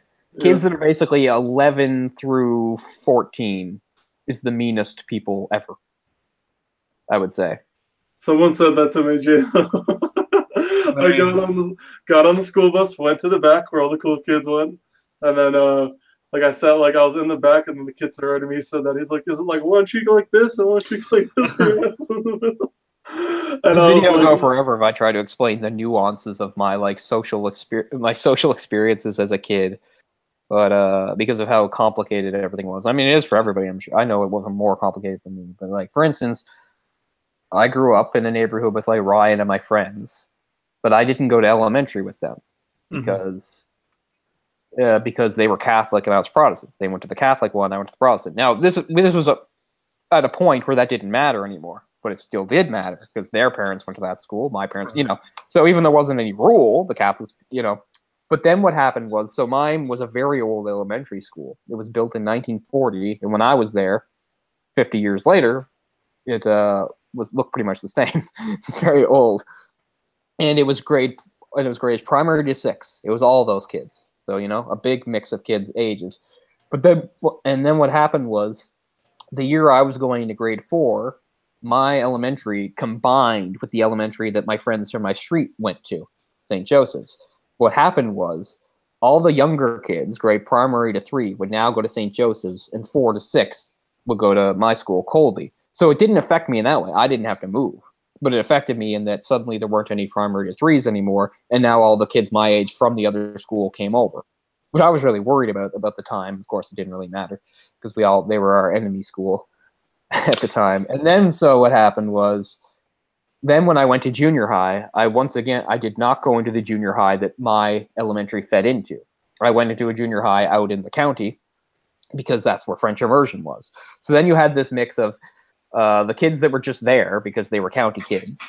You know, so they fed into it, and most of them just took normal, but a few of them did choose to take French immersion.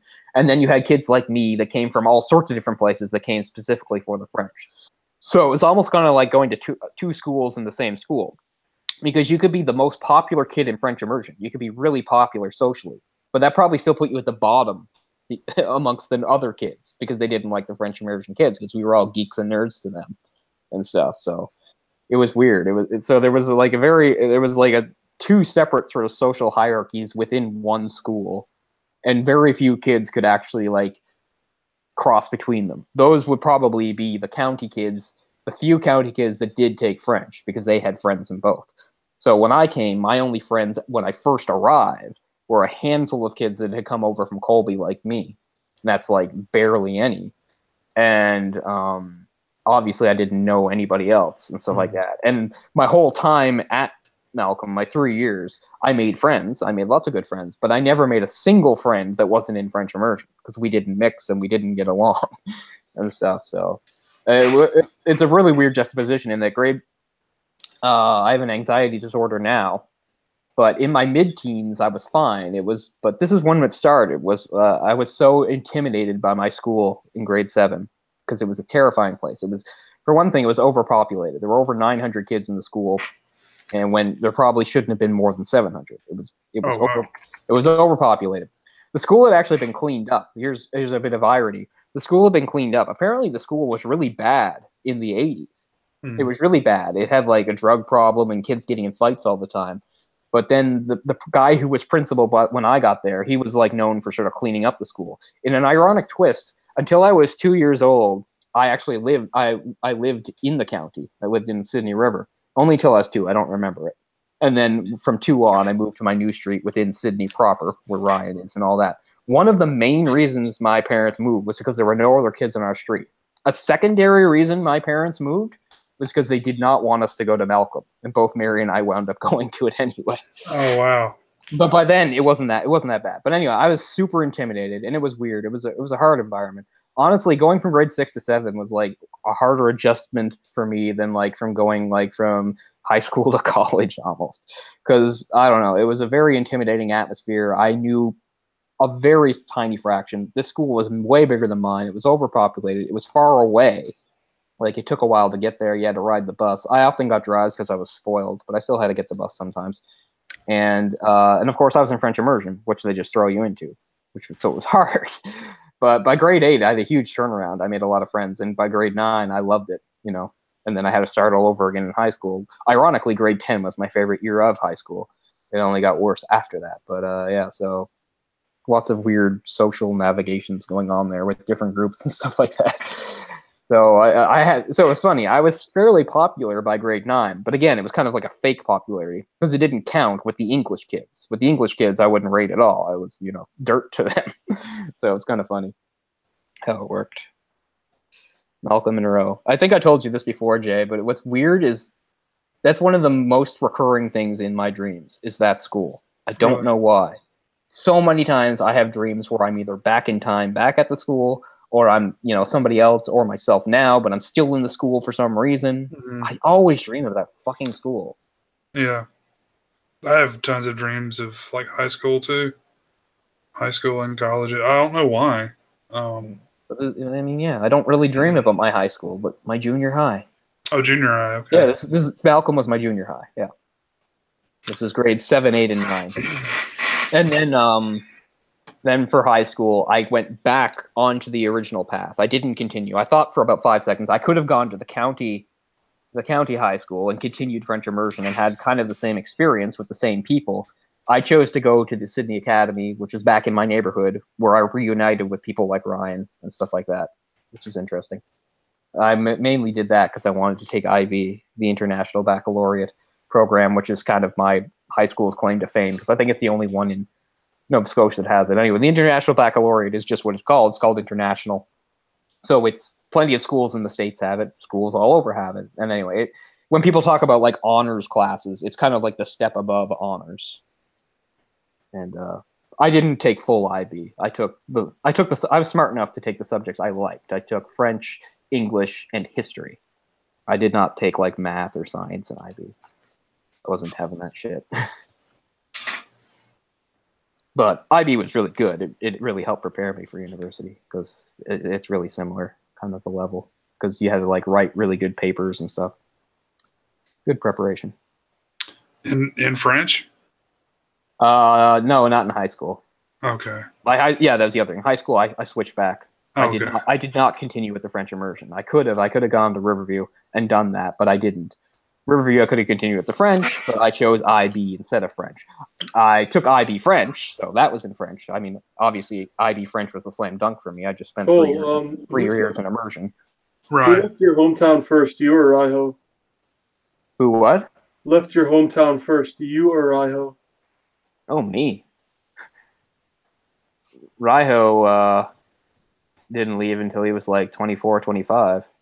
Oh, wow. But I lived here. I lived here for years before he did. And before he came here, he spent 1 year out in Manitoba for a job somewhere outside Winnipeg, like Brandon or some hellhole, where he lived a pretty shitty life, where all he did was work and then like live in like this weird like sort of hotel type place with some other guys, and all he did was eat terrible food and play games and make YouTube videos. Yeah, I remember that. Yeah. Then he moved here, and he briefly lived in an apartment downtownish that I was in a few times, but then within a few months he moved into an apartment that's actually very close to this building with his girlfriend, and he lived there for about 2 years and stuff. But anyway, no, for years I was here at university making new friends, and he was back at the university in Sydney. He went to school there first. A lot of my friends didn't go anywhere. My close friends, they just stayed and went to I always call it UCCB because that's what it was called, the University College of Cape Breton, but now it's just called Cape Breton University. So, anyway, so the first marathon back in 06, he was going to the university in your hometown. That's where it was. I believe so. Yeah. Huh, yeah, cool. I'm not sure what year he moved here. I think I remember when he was in Manitoba. He might have moved here in like 08 or 09. Yeah, he was in Manitoba maybe 7 to 8 or something like that. Yeah, he pumped he made a shit ton of videos from like 2007 to 2010. He made a lot, and then he kind of went on a hiatus a little bit. Yeah, because again, back then he didn't have much else to do.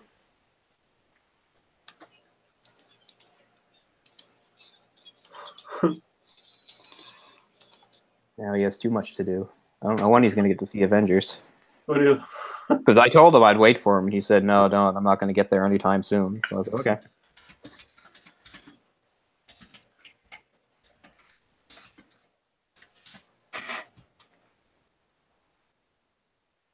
What is this now? Watch that later. Okay. Oh, not available in my country. Damn it, I did that last time. The Kroll Show has been banned from. That's too bad. Bots Master. Yes. Yeah, that was I liked that show. It's laser time, boys. Stupid show, but had robots and shooting. Ottawa. What? That's the link I sent. Oh, shit. Look it out. It's a Canadian rapper on Kroll Show. Halifax. Yeah, I'm right, Halifax. Manitoba, grown ass. We got Buck65. He's a good rapper. Got Drake. Drake's from Toronto. I'm sorry. Well, I don't have Drake. He's from Toronto. Buck 65 is from here, yo. Where's Snow from? I think Ottawa. Really? Now Snow, he's a treasure. He should be. Former. Dude, Americans. Boom, boom down. Americans fucking love Drake. I fucking hate him. I like Deadmau5 though, and you got to see him live, you little fucker. You little bitch. For free. For free. I mean, I don't see how that's better though. Like, what's the difference? It's like techno. Like, is there anything different about seeing him live? I enjoyed it. I guess. Yeah, I mean, like I said, it felt like a weird, bizarre ritual. I'm standing in a crowd of thousands of people, and we're all just staring at this stage with this big monolith on it, and there's a guy that you can barely see at the top with a weird helmet on, and he's just sort of moving, and we're all just sort of staring and bobbing our heads. Like, I felt like it was really weird. Just popped a Molly. I'm sweating. That would have helped. If I could have found any.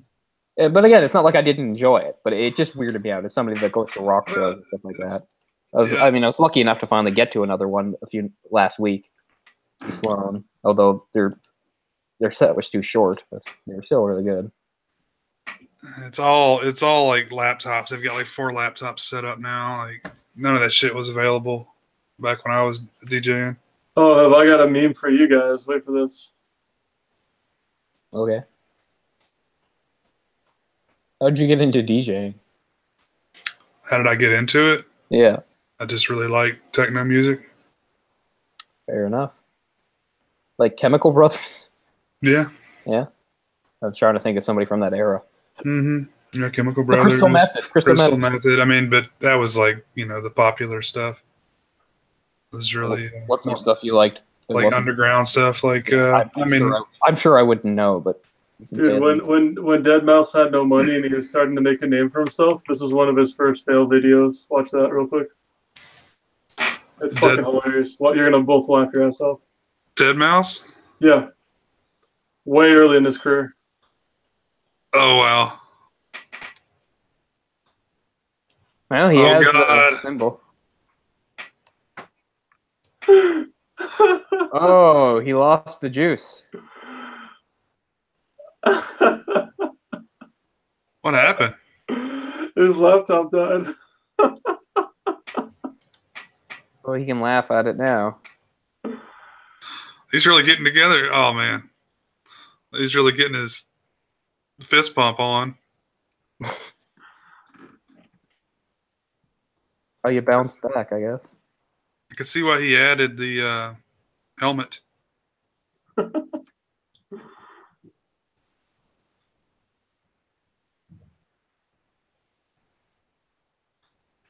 So what, is that just in the show? No, I think they fixed the shit and he continued. Let's get a backup laptop. Chemical Brothers song that had Liam from Oasis in it. Remember it had that cool drum beat? How Does It Feel Like or whatever? Oh, yeah. That was a good one. I liked that. That video always gets me every time. He's like going like this. Oh, he's really... and it just dies. What year was that? That was probably when I was in high school, like 05, 06, 07, 08 maybe. I'll try my best to find something that you can understand. Hold on.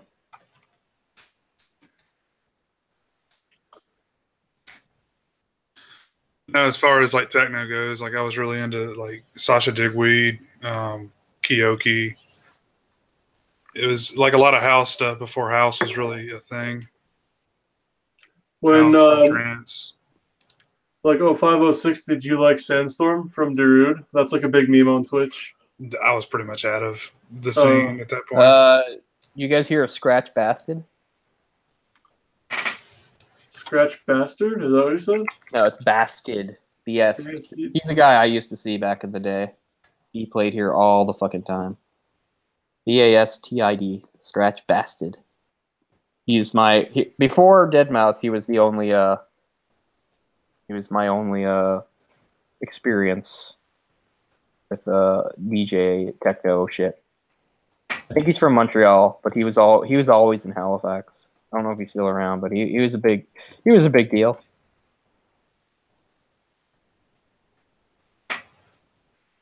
Maybe he did. I don't know if he retired or what. Oh, here we go. He's still busy, I think. Still making mixtapes, at least. Oh, here's the Halifax performance. Justin Timberlake graffiti. That's funny. But yeah, I saw him a few times because, like, I don't know, the scene wasn't much for one over here, so sometimes he would just randomly be at rock shows, right? Because he had to play somewhere. Just wherever live music was. Yeah, so that's how I'd wind up seeing him. I'd be like, "Here's Bucket Truck and blah blah blah." It's Scratch Bastard. Man, Bucket Truck are still around, man. That's kind of sad. But yeah, I haven't seen any like the local bands in forever, but that was a big part of like my early 20s. Seeing the some of the local stuff. Yeah. Yeah, that was always some of the best stuff in my opinion. Like instead of going to a big event, stadium type area, go to like a club or Halifax had a crazy thriving rock scene in the 90s, the alternative stuff. I mean, the band I saw, Sloan, they're the biggest to come out of it, but there were others too. Yeah. I really enjoyed I'm sure. it. And every year we have the Halifax Pop Explosion, which always has more new stuff on it. I always thought that was a weird name. Like, it'd be like if New York named like a music festival after 9/11. Like, what's the festival called? It's called the Halifax Pop Explosion, which is obviously a reference to the Halifax explosion. Oh, wow. Yeah, I remember you telling me about that. Yeah, the explosion in 1917 that was the largest man-made blast of all time until years later when the atomic bomb happened. It killed 2,000 people and completely leveled the city. And oh, wow. It's one of like the bigger tragedies of Canada. But yeah. Well, I mean, yeah, 100 years passes. Well, yeah, but except, well, I guess, yeah. The pop explosion started, I think, in the early 90s. It still seems like an odd name. Oh, it's yeah, like, yeah, for sure. At Pete's Boutique, you can buy Halifax Explosion burgers. Yeah, that does seem odd, doesn't it? I mean, when you could choose a better word there, I guess. I mean, when I hear explosion, I don't necessarily think of an actual explosion. Like, I think pop explosion is a term. But I'm pretty damn sure. If you got like a town, right. I mean, you put Halifax and explosion in the same. It'd be like getting a Ultra Tower burger in like Manhattan. And I mean, I get it. Everybody that was in that explosion is now dead. Like there's nobody left to be offended, I guess. But I mean, it's quite something if you look up some of the like what it did. Or what if Twix so many people? It crippled so many people, left some people homeless and stuff. It completely flattened the whole area. It was just an incredible explosion. What if Twix did what? No, that's all right. I was going to make it's not the right time for a joke right now. I believe you. There's always a time for a joke. What if Twix had like left tower and right tower? Like instead of. Yeah. That'd be a good marketing campaign, dude.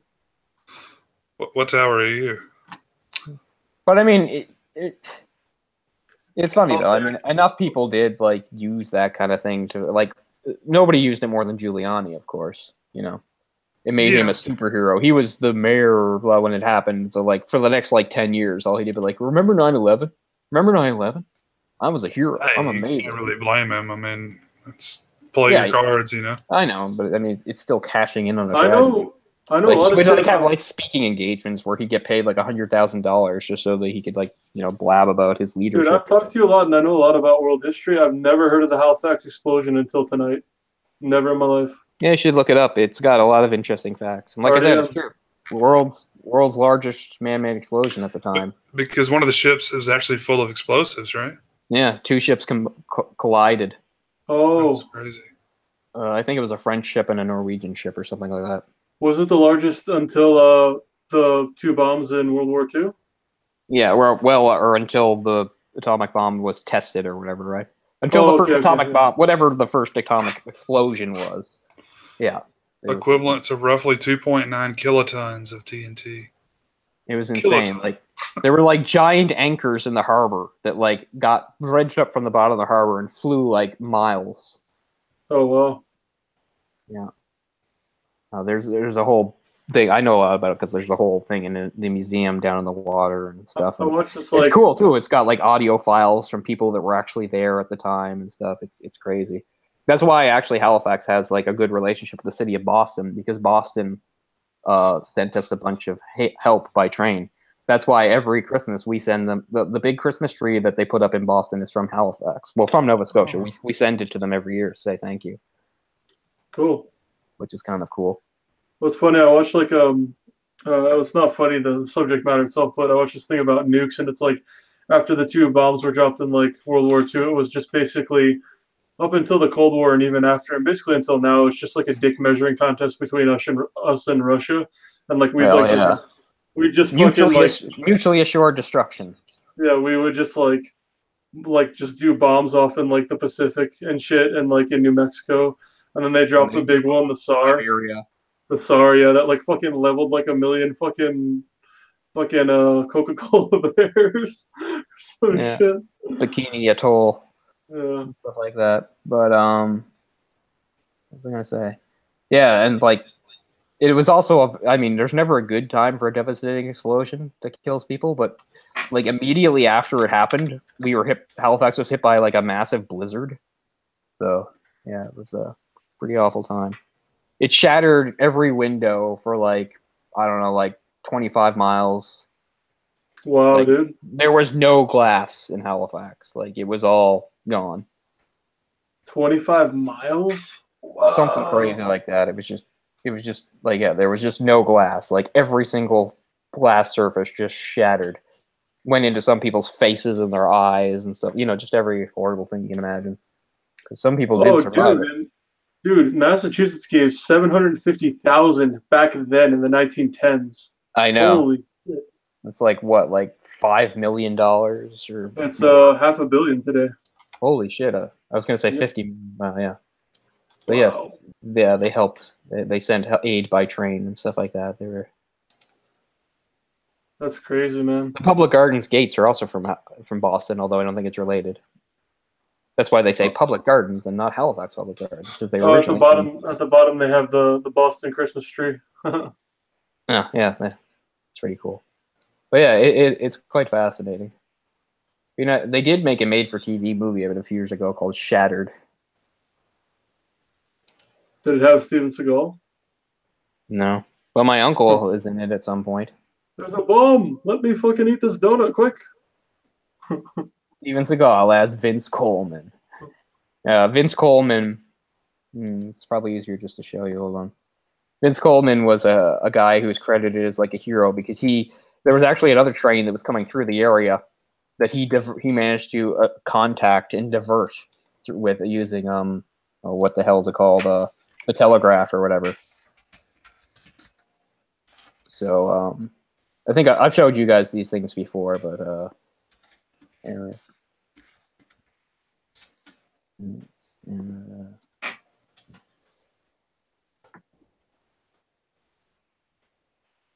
Check this out.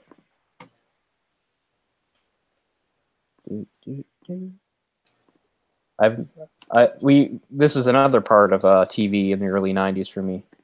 There was probably about 40 of these, and I have them all pretty much memorized.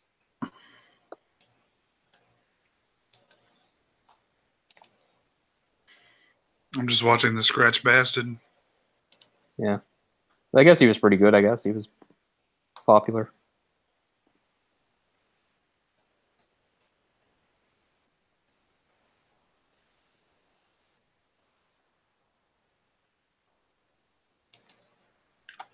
Looking at shit by the Korean War, I didn't know you guys were the second biggest country in the whole entire world after Russia in terms of space. Yep. Like territory. I didn't know that. You didn't know that? Nope. Not much of it has people. Most of it's up north. Yeah. Just a bunch of frozen shit. You know what's crazy, man? Go look at the it's like people per square mile graph. Yeah. Like, look at it in like Pakistan and population density. Yeah, that's it. And what was it, India? China's not too bad because it's a pretty big place, but India's must be insane. It's not that big of a country. Yeah, I know, and they're going to overtake China in like the next 15 years. They're making a running, yeah, big time.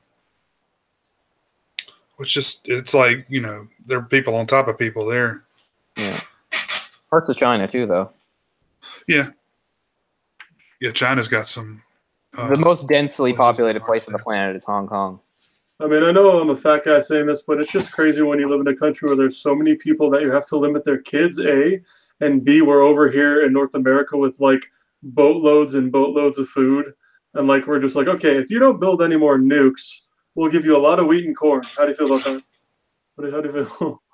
How do you feel about that? I think Mexico City's pretty dense too. Yeah. Is it still the most populous? It was the most populous for many years. That pisses me off. New York isn't the biggest anymore. It's the most polluted too. Yep. Yeah. What I learned, this was back in like when I was in middle school, they have like, instead of everyone having license plates, this was when New York was the big city, not Mexico City. You have like a license plate every other day. You can drive. You can't drive every day. It's only every other day. What do you mean a license plate? Like a license plate. Yeah. Wait, say that again. I didn't. So you have certain license plates in Mexico City, and you can only drive every other day. You can't drive every day. What? It's like marked on the license plate? Yeah, or a certain color. You've got because of emissions. You know, I'm all for that, like stuff like that. But it's when you've got places that, you know, just there are no regulations on anything. Like they're the ones really doing the damage. I mean, it's like, you know, in America, there's emissions regulations where you have to have this on your cars. But what's also crazy is what you're saying. Like, Jay, it's kind of related, but not really. Well, it's separate countries, but like Norway, Finland, and Sweden, you can like kill someone, whether it was an accident or not, and you can get out in like 20 years or something. Mm-hmm. Dude, in Colombia, there have been like people who are like Pablo Escobar's right-hand men who have killed like over 300 people. And like the max sentence they have there is like 30 years, and you can get out early on like, you know, good terms and shit, good time. It's just insane. Like South America and like Nordic countries have the craziest, like, you know, oh, you killed 500 people. You only have to go to jail for like 20 years. Have fun. And yet the Nordic countries are peaceful, and South America is a goddamn war zone. Yeah, that's true. Yeah. Absolutely. I mean, those are the most violent. Like, if you do like the 10 most violent like cities or wherever in the world, like 7 of them are like in Central or South America. Like drugs and oil, man. Cocaine and oil.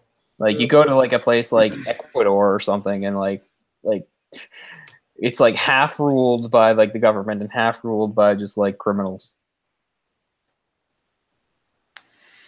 Pretty nuts. I like living somewhere where there's no fog index. That's nice. Let's say fog index, or smog index. I mean, there's no such thing as a smog index here. Let's say check it. It's just like 0 or whatever every single day. There's no smog. Oh, cool. Let's just say you're in Colombia and you're 20 years old, and let's just say, okay, you work for a cartel guy and you murder like 500 people, and then you get out by the time you're 40. Like, that's insane. You probably wouldn't last in prison anyway. Yeah, that's if you survive prison. Somebody would probably just no. There's prison. A guy, he has a YouTube channel. Because you definitely will probably run into relatives of people you killed, right? There's a guy who's in, I think, Colombia. Yeah, he's somewhere in Colombia. He was one of Pablo Escobar's right-hand men, and when they killed Pablo Escobar, they didn't kill him, and he has like over 200 confirmed kills, and he does YouTube videos now. Because that's what everybody does. On how to kill people. I guess, I don't know. I'll check it out. Maybe did you see that one about the guys over in, where is it? I think it's in Indonesia. The guys that were like doing the death squads, killing the people they suspected to be communists back in like the 50s and 60s. Mm. What's it called? Like it's on Netflix. What, The Act of Murder or something like that? Oh yeah, I think I've seen it. Or The Act of Killing. Act of Killing, yeah. Yeah, and they're all like older now. They're like in their 50s and 60s, but they're just sitting around talking about like what it was like back in the day when they would just be part of death squads or order death squads and drag people away and blow their heads off and torture them. And they'd be like, sometimes they were communists, sometimes we just kind of thought they were communists, sometimes we knew they weren't communists, but we couldn't say we made a mistake, so we killed them anyway. They're just sitting around calmly talking about it because the law can't touch them. They would even help reenact some of the scenes for the documentarians. It's like, okay, we dragged the guy into here, and we put the pillowcase in his head, and we pinned the wall. Like, this guy is a celebrity in Colombia. He is Pablo Escobar's one of his right-hand men people, and he literally has 250 or more confirmed kills in the video I just linked. His name's Popeye, of all things. Check it out. This is a documentary about him? Yeah. And there's the Wikipedia page. John Yaro Velasquez. Popeye with an exclamation point.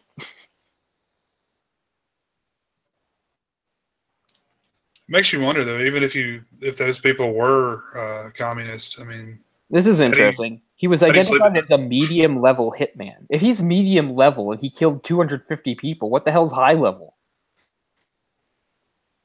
That's crazy. Well, yeah, this dude. So he did. I don't know. How, it probably says how long he was in prison for, but now he has a YouTube channel where he makes videos in Spanish, so I can't obviously understand them. I have to have subtitles on or something.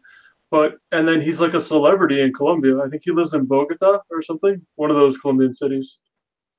Like people come up and he's like crossing a street and they're like, "Oh, hello, let me take a picture." Like it's insane, dude. It's fucked up. You think there'd be like relatives of people he killed that would like want to go after him? You think he'd have to like live in like protective custody or something, or relocate? You think somebody would want to kill him? YouTube is they started taking videos off about guns. They released all this stuff, certain things about guns, and now they've started taking videos down that are about weed. Why? I don't know. Is weed even a controversial thing anymore? I don't know. I mean, there's plenty of channels that like review strains of weed. Just like you're reviewing anything. There's a weed store like right down the block from me. Really? Yeah. It's legal? Yeah, it's been legal here forever. What? It got passed a few months ago to be legal across Canada in every province. What? Yep. Yeah. Canada can all get blazed, and the Deep South cannot. Yep. Pretty sad. I mean, it's still medical. Like, I can't just go and get it. Oh, it's okay. Well, you can say you can't see out of the side of your eye, and they'll give it to you. Cool. But I mean, I actually could get it because I have an anxiety disorder, and that would be good. And I could easily talk a doctor into getting it for me, but I don't care. I got problems.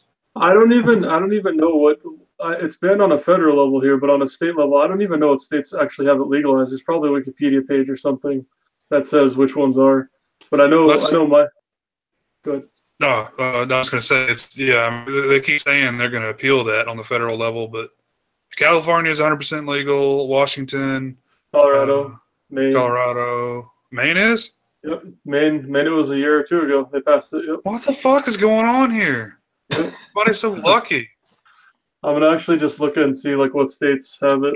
I know that last election, like it was. I know now Chicago or now Illinois has medicinal. I don't know, man. We just need to legalize it nationally, right?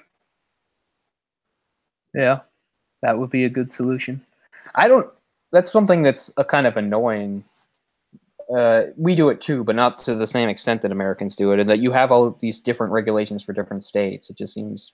Okay, so the states where different it's completely laws, different, if you kill somebody in California, it's different than if you kill somebody in Minnesota. All these different things. It seems pointless.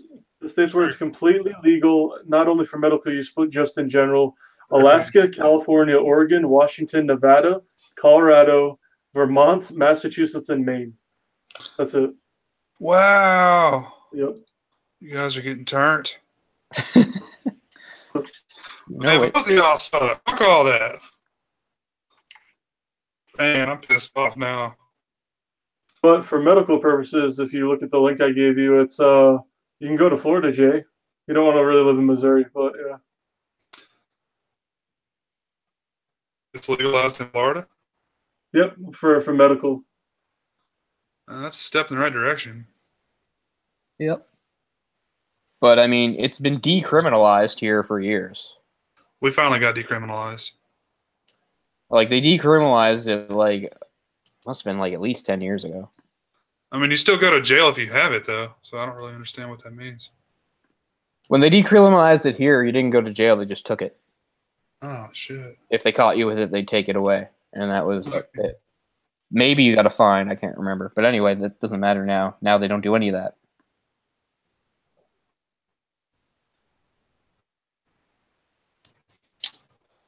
First offense, 30 grams or less. Ruby Street, North Street. What the fuck is Quinpool? Medicinal.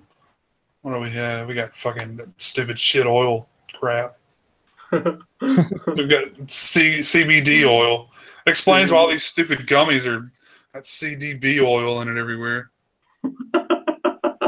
Not that stupid bullshit. It's not on the map. It must be too. You want some shit that doesn't get you fucked up? Here, take this. Oh my god. I'm done.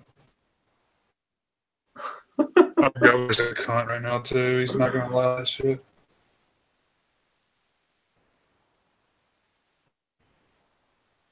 Fuck. Ours is too, but out of all the new one by me is called the Coastal Canopy Medical Dispensary. They always have to give them, nice names. The only one that has it close is the one. There's one. I'm not sure where Elma Crescent is. It's called Herbal Bud, and then we have one called Pharmacists Medical Cannabis Resource Center. But the one near me is Coastal Canopy Medical Dispensary. So you just like walk around and people are smoking weed everywhere? I mean, you have to smell it, right? Yeah. I mean, obviously, I was just at a rock show, so there was a lot going on there. But there was a lot going on when it was illegal too. So you can't call yourself a pothead unless you've had an ounce of weed up your ass. It's bullshit. What's funny is, like, just the other day, somebody already tried to rob one of the places. Yeah, I'm sure. Or last month. 2 suspects who allegedly robbed a downtown Halifax customers at gunpoint. Oh, they even had guns, wow. We'll have to start getting some security for these. I hope they better get some security, because, yeah, it seems like a pretty good target for people to rob. It's decriminalized, though. So that's good. That's new. To start. First offense is 30 grand less. And that's the only southern state where it's decriminalized. Well, I guess North Carolina. Yeah, I guess you're right. I mean, we got to be like heading towards national, right? With these states that just straight up. Well, in my building, you can still get in trouble because you're just not supposed to smoke even like tobacco or anything here. So you still can't really smoke in my building. You could like get in trouble, or somebody can make a complaint against you. But they offer so many like cool alternatives now, like the vaping stuff, and oh man, it was so much fun. There's so many different things you can do with it now. It's so cool. I think vaping is lame. Edibles and shit. Oh man, I'm so jealous. I think vaping's dumb. I think it's one of the dumbest things that's happened in the last few years. I'm just talking like you can still get the THC in you without having to smoke it. That's true. I mean, it is healthier. I mean, as far as getting past the the rule of no smoking inside. Yeah, that's true. Anyway, I don't care. I smell weed in my building every once in a while. It's pretty normal. Times have changed. I just wanted to be legal so I can grow it. You can have up to 6 plants in all the states where it's legal. So I guess I found my new job. Hey. Yeah, a lot of people grow it here. We have a pretty good climate for it, I guess. Mm-hmm. It seems weird. It's weird to think we have a good climate for anything. Yeah. Let's get all those male plants out of there and you're good to go. Mm-hmm. Yep. I'm gonna tweet at your senators, Jay, and your governor, and just be like, I have a friend and he's under a lot of stress and he drinks way too much caffeine, and he's a good citizen, he pays his taxes, and he could use a little marijuana to be legalized. And they'll like tweet me back, thank you for your input, Orc, with a bunch of numbers. That's great. I mean, in all seriousness, so I think it would help with some gang violence. For sure. 100% true. That shit, because it's a pop drug, Like just in that alone would, I don't know if it would actually help anything, but you would think it would in theory. I think it would.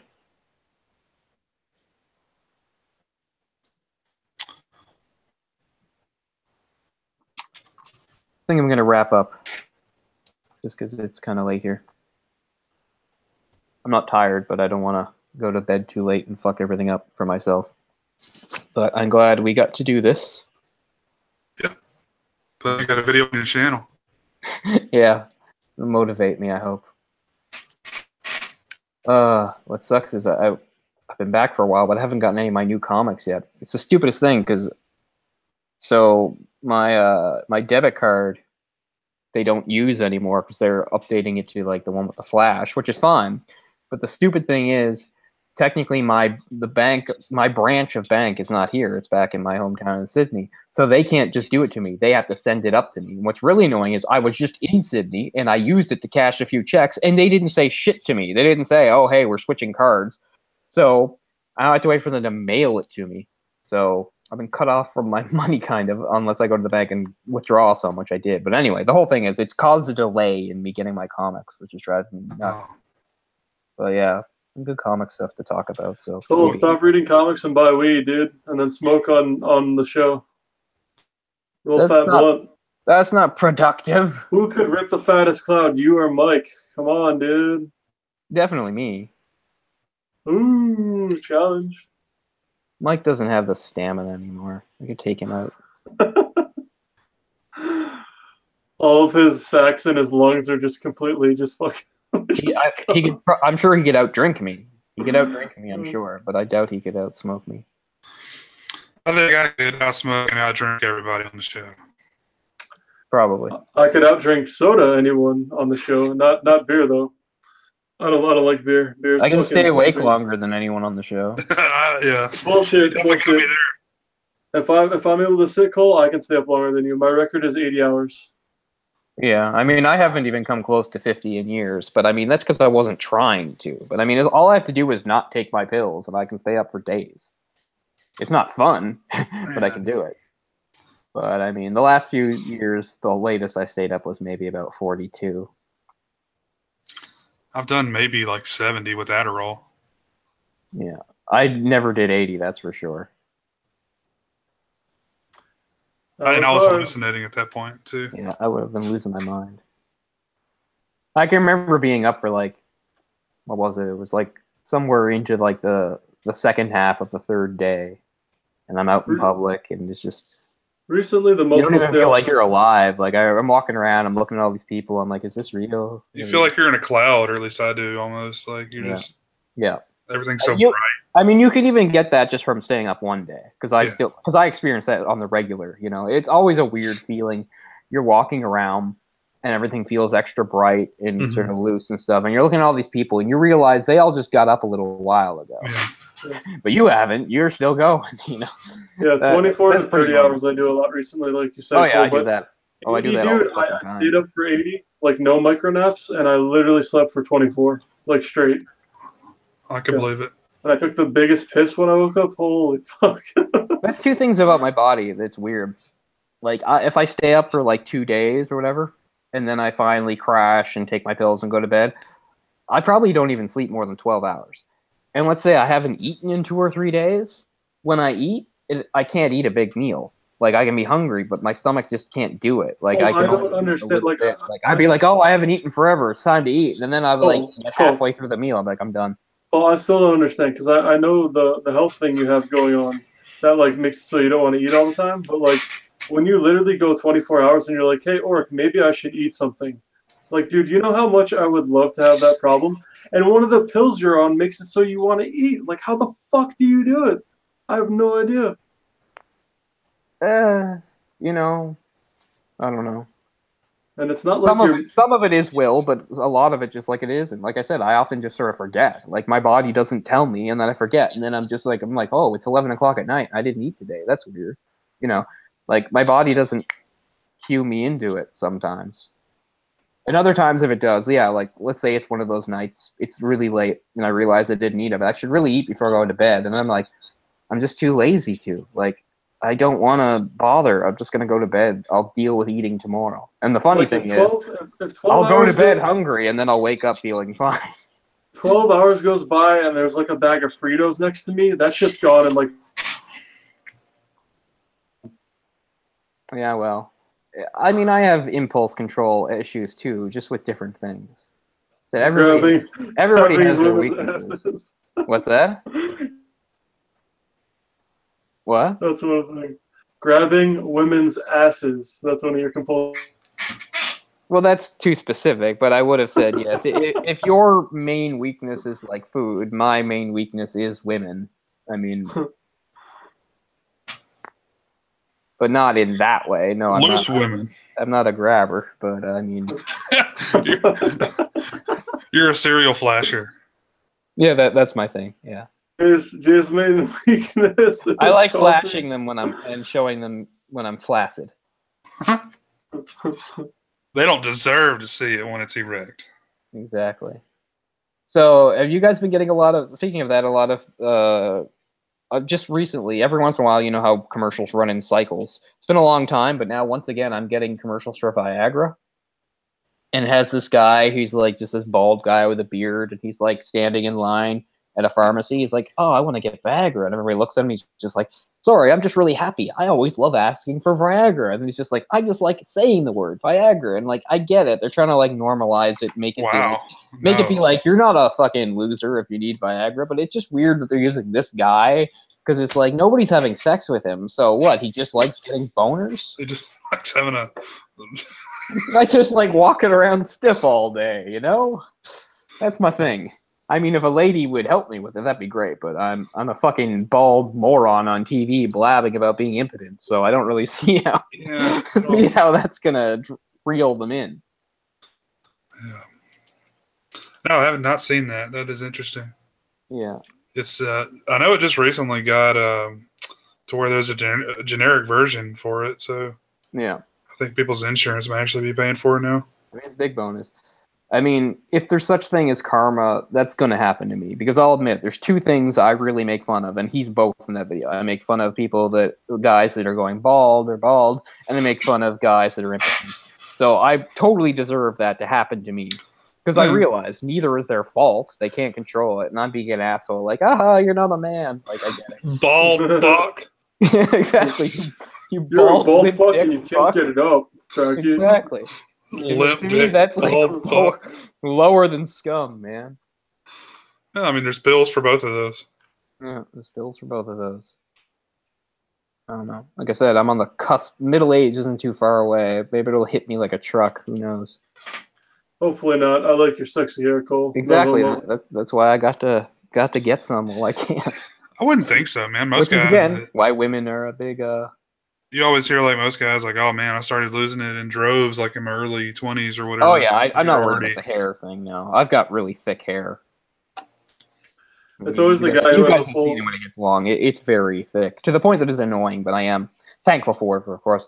And I know I've probably dodged the bullet because baldness is in my family. My mother's father got bald by the time he was like 40. My cousin on that side is like in his late years, around 40, but by his like late 20s, he was really thinning. My dad's half brother, same thing, was really thinning by his late 20s. Now he's in his 40s and he's going bald and stuff like. So that's in my family, but I don't think it touches me. As far as that goes, what happens with my dick? We'll see. I'll keep you posted. Oh please. Can you do a vlog like once a day? Do a mini vlog and just say how it's doing. You know. It's normal. It happens to a lot of guys. My hair or my erections? Both. Both, yeah. Both erections at night and then hair in the morning. I will say they are a terrible thing to wake up with. I mean, hair? No. I think you must have woken up with it before. It's weird. It's really weird. You can't be a guy and not know. The biggest race is like trying not to fucking piss all over yourself when you get to the fucking bathroom. Oh man, I like never have wet dreams. I like get turned down in my dreams. They're like, nope. I had one wet dream today when I was like 22. It was weird because that was one thing you always heard about in puberty. Yeah. They do the puberty thing, and it just never happened to me. So I was like, okay, that's not my thing. Then one day when I was 22, it happened, and like I had no idea what had happened. I was convinced I must have pissed myself or something, but that wasn't what happened. You just feel like you got raped during your sleep, and you're like, what happened? Yeah. I don't think I've ever had one. Like it seems like whenever I'm having a dream and I'm having sex, it like gets interrupted or something. Yeah, I never take control of my sex dreams the way I want to. Like anytime like I'm in a position to like get something in a dream, like I do like the wrong thing, or it's like why did you? I wake up and I'm like, why didn't I? You know, or something. Just I don't know. Here's Jay when he's about to have one. Oh man. Oh. Okay, better make some coffee quick. Kersploosh. I try, man. I wish. We need to get a GoFundMe for Jay. Have his first. How do you make it? And then your wife walks in. She's like, honey, we can't allow this to continue. It's not a fun thing to experience. It's embarrassing and weird. Like I said, it's weird. It only happened to me once, to my knowledge. I can't remember any other time, and it just freaked me out because I was like, it never occurred to me. I figured I was past the age where it could happen, and then just to have it suddenly randomly happen one time, it's really. The way they talked about it, I was, you're like, oh, this is gonna be like a daily thing, right? Yeah, exactly. Like it was something they always brought up when they were doing the puberty thing. Like someone's like, oh God, look, if you find a little something in your drawers, yeah, like it's okay. Don't get scared. And I was sure it was gonna happen to me because I was like, constantly thinking about sex and stuff. So I was sure it was gonna happen. And I'm a vivid dreamer, so it seemed like that's gonna happen. But I was constantly thinking about pizza. All day. Oh, that delicious pizza. See, as much as I love pizza, I don't have that kind of focus. That sauce. There'd be a hot blonde walking by, but then I'd see someone with a paper plate and a pizza, on the sidewalk, that's what I do. Gotta get some Hot Pockets. Yeah. Like my Chinese girlfriend from a few years ago disliked pizza. Could you love a woman like that, Orc? Who actively disliked pizza? More for you, right? Yeah, well, more for you, but yeah, I mean, that's like that would be the main thing I'd get if we'd go out on dates. She'd be like pizza. Yeah, because sometimes she'd be like, "Was there anything to eat here?" Because and I'd be like, "Well, there's pizza," and she'd be like, "No." I'd be like, "Come on, what kind of human being are you?" Yeah, that is weird though. It's like one of the first things I asked my next girlfriend from the Philippines. She's like, "Yeah, I like pizza." I was like, "Oh, thank God." Oh, good, you're a human. Yeah, exactly. You're a human person. That's one big difference, I guess, from Philippines and China. It's like it's like they're just way more aware of Western culture and stuff. Like she knows stuff. Like it's true. Like my Chinese girlfriend was like a Martian. Like she didn't know what disco was. She knew that Star Wars were movies, but she wasn't sure what they were. Like just so many things. Like she just had no fucking idea. She knew what pizza was, but she didn't like it. I often called her a Martian. Oh, I miss her. I mean, even if you're like a vegan or you don't want the cheese or the meat, it's still just like bread with sauce on it. I mean, come on, you can eat that. I remember from South I'm not Korea even going to call that a deal breaker, but that's right on the line of a deal breaker. I can't imagine dating a fucking vegan, but I mean, I'm still open to it. It's the same thing like as a religious person. I don't care what you do. Just don't tell me I have to do it, Yeah. No, I'm right there with you. But it just feels like every vegan you meet wants to lecture you on what you should be eating and all that shit. If there was a girl who was like Playboy Bunny status sexy, you already know the answer. No. She was that hot. She had like a master's degree and was really intelligent, and she was really it doesn't classy. exist. Really, no, they do. You're just making up like a mythical creature. Dude, I don't know what kind of people you meet in Canada, dude, but in New England there's a few like that. Anyways, but she was a vegan and she was gluten-free. I wouldn't do it. I wouldn't even go near it. Nope. And she knows how to keep her fucking mouth shut. As somebody that's done a lot of I've been on a lot of online dating sites and perused profiles. Anytime I found a girl that actually mentioned she was vegan in her profile, she always made a point to say that she needed her partner to be it too. None of them just said, I'm a vegan, just in case you want to know. They always said, and it's important to me that my partner also be. I'm like, nope, bye-bye. I feel like a lot of people that say they're vegan, they're like, but I have my cheat days. I eat cheese on Monday, Wednesday, and Friday. But it's cool. I don't even that's how a lot of people used to feel about vegetarians. I have no problem with vegetarians. You like cheese, you can eat cheese sticks, you can have pizza. You can have nachos without meat. That's naming things with cheese in it now. No. They can have milk. Cheese. They can have milk. They can have cereal, dude. Any cow product. You can have yogurt. You can have pudding. Oh, man. Like I don't think vegetarians are that bad, but yeah, like vegans who only eat like they're vegans, they're gluten free, and they only eat organic shit. I'm just like, can you go away now? Thanks, bye. I haven't seen too many healthy looking vegans anyway. I mean, Michael Stipe's a vegan. Look at him, for Christ's sake. Dude, my stepmom is vegan and she's fat as fuck. She lives off hot tamales. That's funny. I didn't know gosh. Man. It's like it doesn't count being a vegan if you're eating fucking Mike and Ike's and fucking hot tamales. You know, that's another thing that I know isn't new but feels new. Because I mean, I think I was like in college by the time I knew what a vegan was, and I think somebody had to explain to me, and I thought they were like kidding. Yeah. I thought they were joking. I knew you grow up, you know what a vegetarian is, sure, but when a vegan was like explained to me, I don't even think I first believed it. I was like, no, what? You don't what? I'm always what? Like, you still eat fish though, right? I'm like, no, but cheese is cool, right? Cheese? No. Oh, get the fuck out of here with that. Like, I mean, like seriously, in all seriousness, like I know it's possible to survive like that, but like we're meant to have animal protein. We're omnivores. I don't care what people say. I mean, I know you can survive, but like if you were out, you can survive now. But because if the human race had tried to be vegan, like back in the early days, no, we would have died. Well, because you can't find those alternative sources of protein that are enough to sustain you. You know. I like the videos on like Facebook and Twitter where it's like, this is a vegan and he's jacked. I'm like, dude, that guy can't even probably lift like 1/10 of like what a bodybuilder who's not even a world record holder can lift.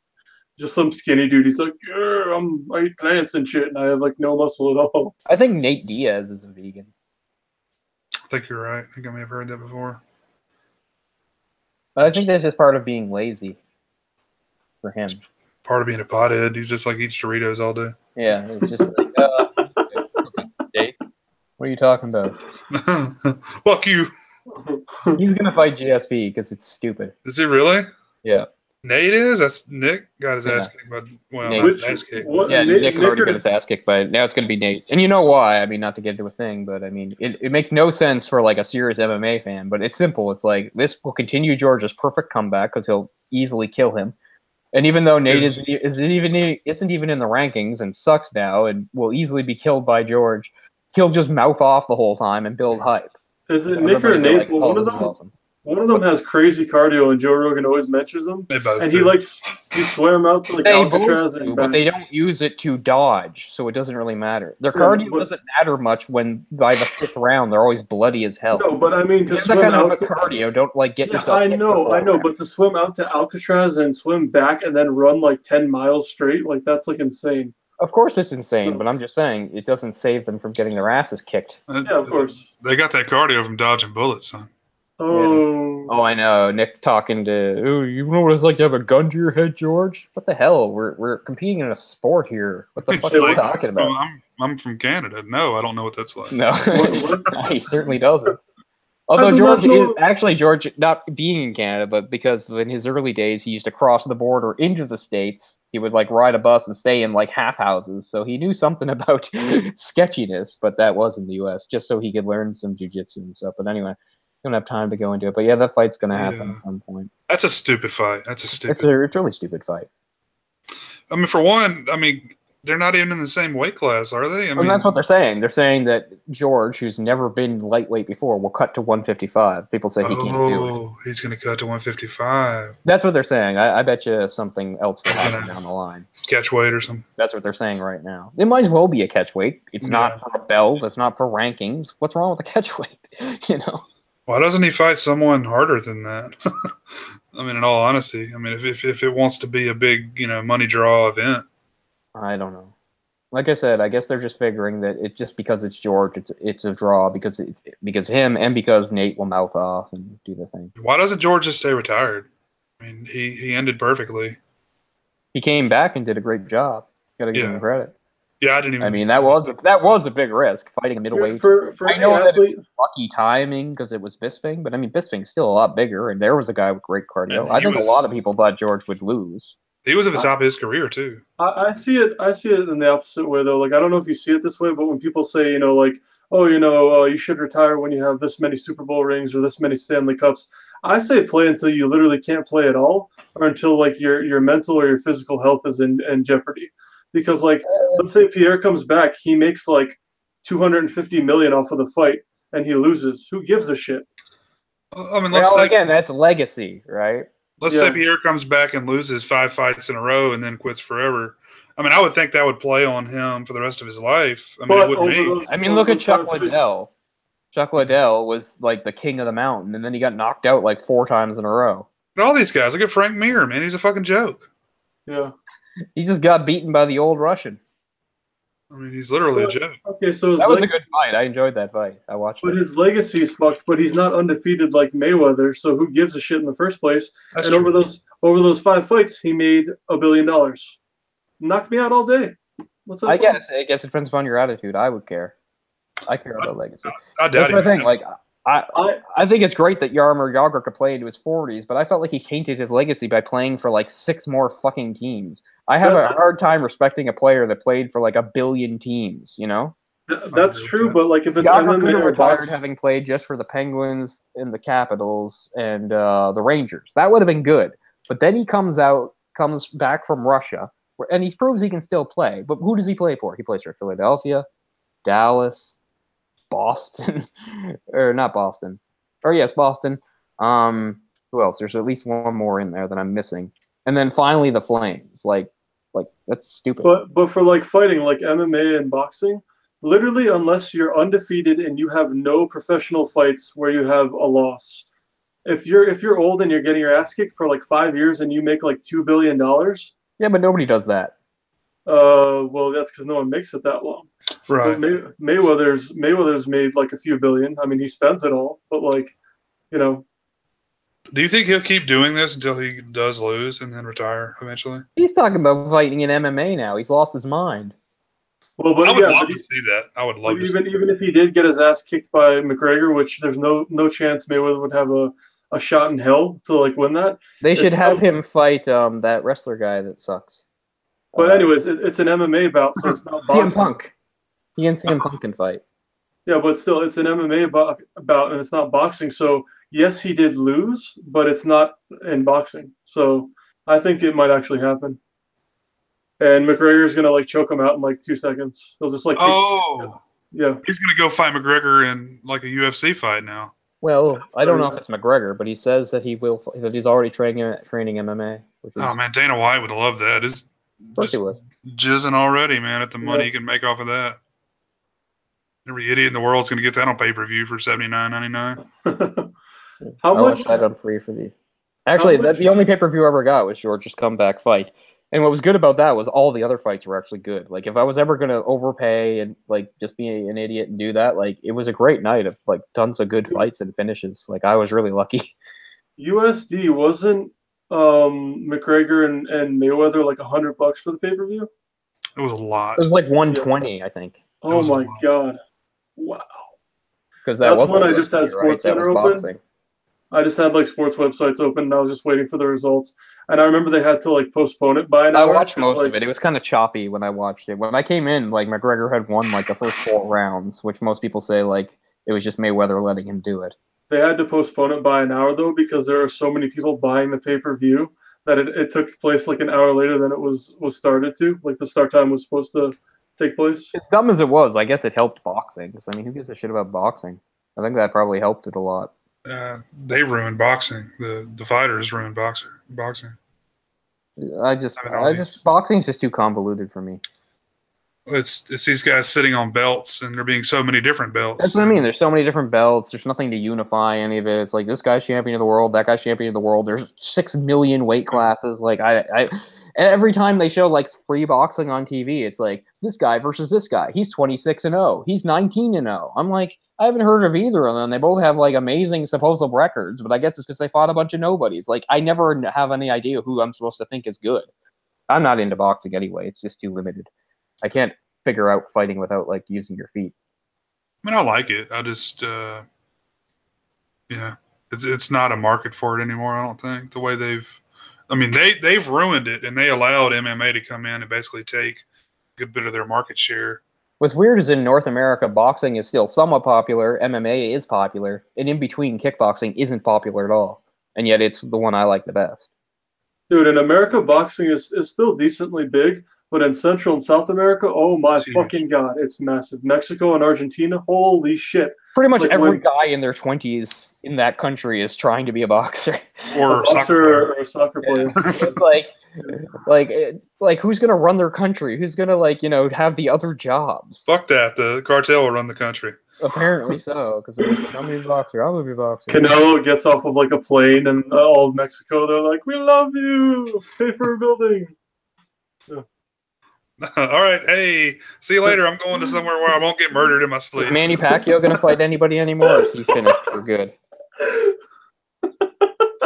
He's probably retired, I would think. I'm going somewhere. We'll get Mayweather supposedly retired too, so who knows? Yeah, I guess these guys always come out when they need the money.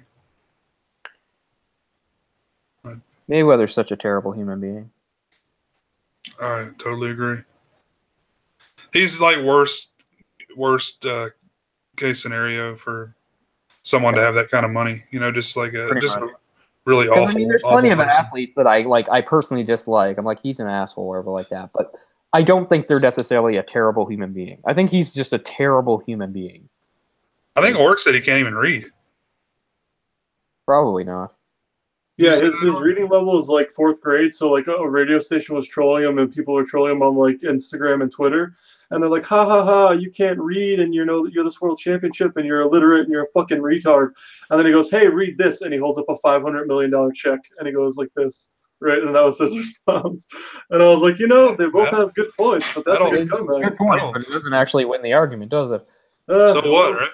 It does if you're living in luxury, I guess. I guess so, but this is how you not kill yourself every day, right? Like, an asshole is an asshole. Like, the Kardashians have all this money and stuff, but you know what? They suck. I don't have their money, but I don't care. I'm glad I'm not them. They suck. Oh, they do suck. True. Exactly, and people see it. My swimming pool's full of Dom Perignon, bitch. Yeah, fine. I don't give a shit. It's unfortunate. I wish that money could go to something better. Sure, and the quality of their life is terrible too. Like they're so unhappy. They're just unhappy people because there's nothing that'll make them happy. Yeah, and they get millions of people like us talking shit about them, and they can say they don't care, but they do. Yeah. I'm not reviled by millions. I'm not even known by millions, which is great. I like that better. No, I think it's good and bad. Like I like him being flashy and like showboating and talking shit all the time, but at the same time, it's kind of like you look at billionaires, and there's a reason why like not Manny Pacquiao, why like Mayweather isn't a billionaire, and like while like Puff Daddy isn't a billionaire yet, and he has like 850 million, and he's like, I want to own the Carolina Panthers and own a sports team, and just like people are like, don't you have to be a billionaire to do that first? And they're just like, I don't know. You never see Bill Gates, Jeff Bezos, or fucking any of those people. Steve Jobs, when he was alive, they're like, yeah, look at this fucking chain, dog. Look at this chain. Shit. No, they're the most like modest guys ever. Like, I like to go camping on Friday and then go canoeing on Sunday. It's like, okay. And they're 10 times richer than anybody else you've named. Yep. So, there's nothing wrong with enjoying your money. I get it. If I had a lot of money, I would try to enjoy it. But yeah, rubbing it in people's faces, Well, something to be said about that too. It's modesty. It's some of the richest people you wouldn't know to look at them, or look, they maybe have a nice car, but they're not driving like $1 million car, something like that. But, it's another thing that that's good about like hockey and stuff is like the NHLers. Most of them, they grew up in small Canadian towns or small European towns and stuff, and they're making millions of dollars, but it's just not in them to flaunt it or brag or anything like that, which is kind of refreshing. I'm not saying they're all saints or great guys, but as far as that goes, it's night and day between them and like basketball players and stuff like that. Yeah. I don't know. These guys grow up with dreams of what they'll do when they win them, when they hit it big or, get their rap career started or get their basketball career started, whatever. So, they've already got shit like Ork said, who was it? Someone's dad was wearing like a $500 million. Cam Newton's dad was wearing like a $500 million suit or something to his, or $5 million suit, whatever it was. Yeah. To his when he got drafted. Like he's spending money he doesn't have already. Yeah, that's another thing I can't. I think I've said this before. Like if I wrote like a really great book that was like a New York Times bestseller and was making lots of money, the publishing company tried to get me to like sign a 5-book deal. I'd be like, no, I have no idea if I can do that again. Like I don't know how, especially creative people have those sorts of balls. People that sign like multi-book deals or multi-album deals. I don't have that sort of confidence at all, man. They're like, oh yeah, it'll just come out of me, and you know, that's what it is. Like when you read about like some of these like musicians and stuff, they're like, you know, they get an advance from the record company and they're already spending it before they record their stupid album. Mm-hmm. Then their album doesn't chart too well, then they're in a bunch of trouble. It's like I'd be way too nervous to like do that. Yeah. I'd be like, I'll take the money when I know like I have the money, you know. Right. Take it, just don't spend it all. But human nature, I guess. Yeah, sure. I mean, get it. Like everything bumps you up to another level and stuff. Where it's just like, well, if I have this, I should also have this, I guess, logically. And the next thing you know, you're spending more than you thought you would. I get it to a certain degree, but I still would like to believe that I have a lot better self-control than a lot of these people. And I certainly don't have any pathological need to show off or be completely flashy. You know, I could get a nice car without getting a fucking, $600,000 car. Sure. I guess a $60,000 car is a lot better than most people have. That's pretty good. I think I could live with that. Instead of being like, yeah, I have to come down the street and have people think that it's like a scene from the Fast and the Furious. I guess Triple G is the next guy who's like the big boxer. He's 38-0-1, and he's from like somewhere in Western Europe. Is that big Russian still big? Klitschko? Kind of, but he lost. The biggest heavyweight from England, and he is retired, and he's like 25-0 or something. But he beat all the big names before he retired, and then he's like just doing broadcasting. And just like there's no one else for him to beat, pretty much. What about the super racist guy from England? Remember him? He had like a really like made up sounding name. He said all these like terrible things like against like trans people and gay people and I can't remember his name, but he was a big deal for a while. Fury, I think. Anyway, yeah, I'm pretty sure his last name was Fury, or at least that's what he went by. And he was a really big guy. He was like 6'6" or something like that, and he was like a really popular boxer for a while. But he never shut up. He was constantly saying like really offensive things. Basically, every group he would offend. He'd offend trans people, gay people, people from other races, women, you name it. He had he had a bad opinion on it. Yeah, I'm pretty sure his last name is Fury. Anyway, he was a big deal for a while. Think of the first name. You thinking of the last, it would come to me. Tyson Fury? Yeah, I think it's Tyson Fury. Which is a pretty amazing boxing name, isn't it? Yeah, that's a pretty good one. Yep, Tyson Fury. Jesus Christ, Canelo Alvarez is only 27? He beat Klitschko. He's like the only guy that ever beat Klitschko, I think. 6'9", for God's sakes. No, Klitschko never lost. It was a draw. He beat one of the Klitschkos. He beat Vladimir Klitschko. And those guys are still around. They were boxing like 15 years ago. This guy's not old. This guy's not even 30. Fury Albert? No, what is his name? Tyson Fury is this guy's name. Tyson Fury. Anyway, he's a total piece of shit anyway. But he's huge. He's 6'9", and he's, as far as I know, he's never lost. So, but he's a real asshole, and he said all sorts of terrible things about like anybody you can imagine. So yeah, he's undefeated. He's only 29. Well, Triple G's 36, but Canelo Alvarez, the dude who's from Mexico, he only lost to Mayweather, and he's had 52 fights, and he's 27. Yeah, you can rack up a lot of fights as a boxer. Kickboxers too. He's gonna have like I watch Glory sometimes, and the guy will be like, with a record of 77, 25, and 8. And I'm like, holy shit! Look how fucking stupid this is. Look at this. Just look at his stats on the right. Okay. Like, I thought he was at least in his 30s. He's fucking 27, and he's fought over 50 times. Okay, so he's not big. He's 5'9". He's a welterweight, light middleweight.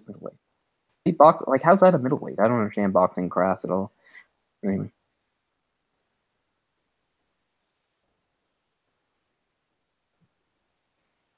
Fights in small fights at small venues were so poorly documented it was not worth the trouble to seek to have the record corrected. Yeah. So yeah, some of his early fights you can't even say for sure what happened. Man, he's got a really long article here though. He had a draw against another Mexican. And he lost to Floyd.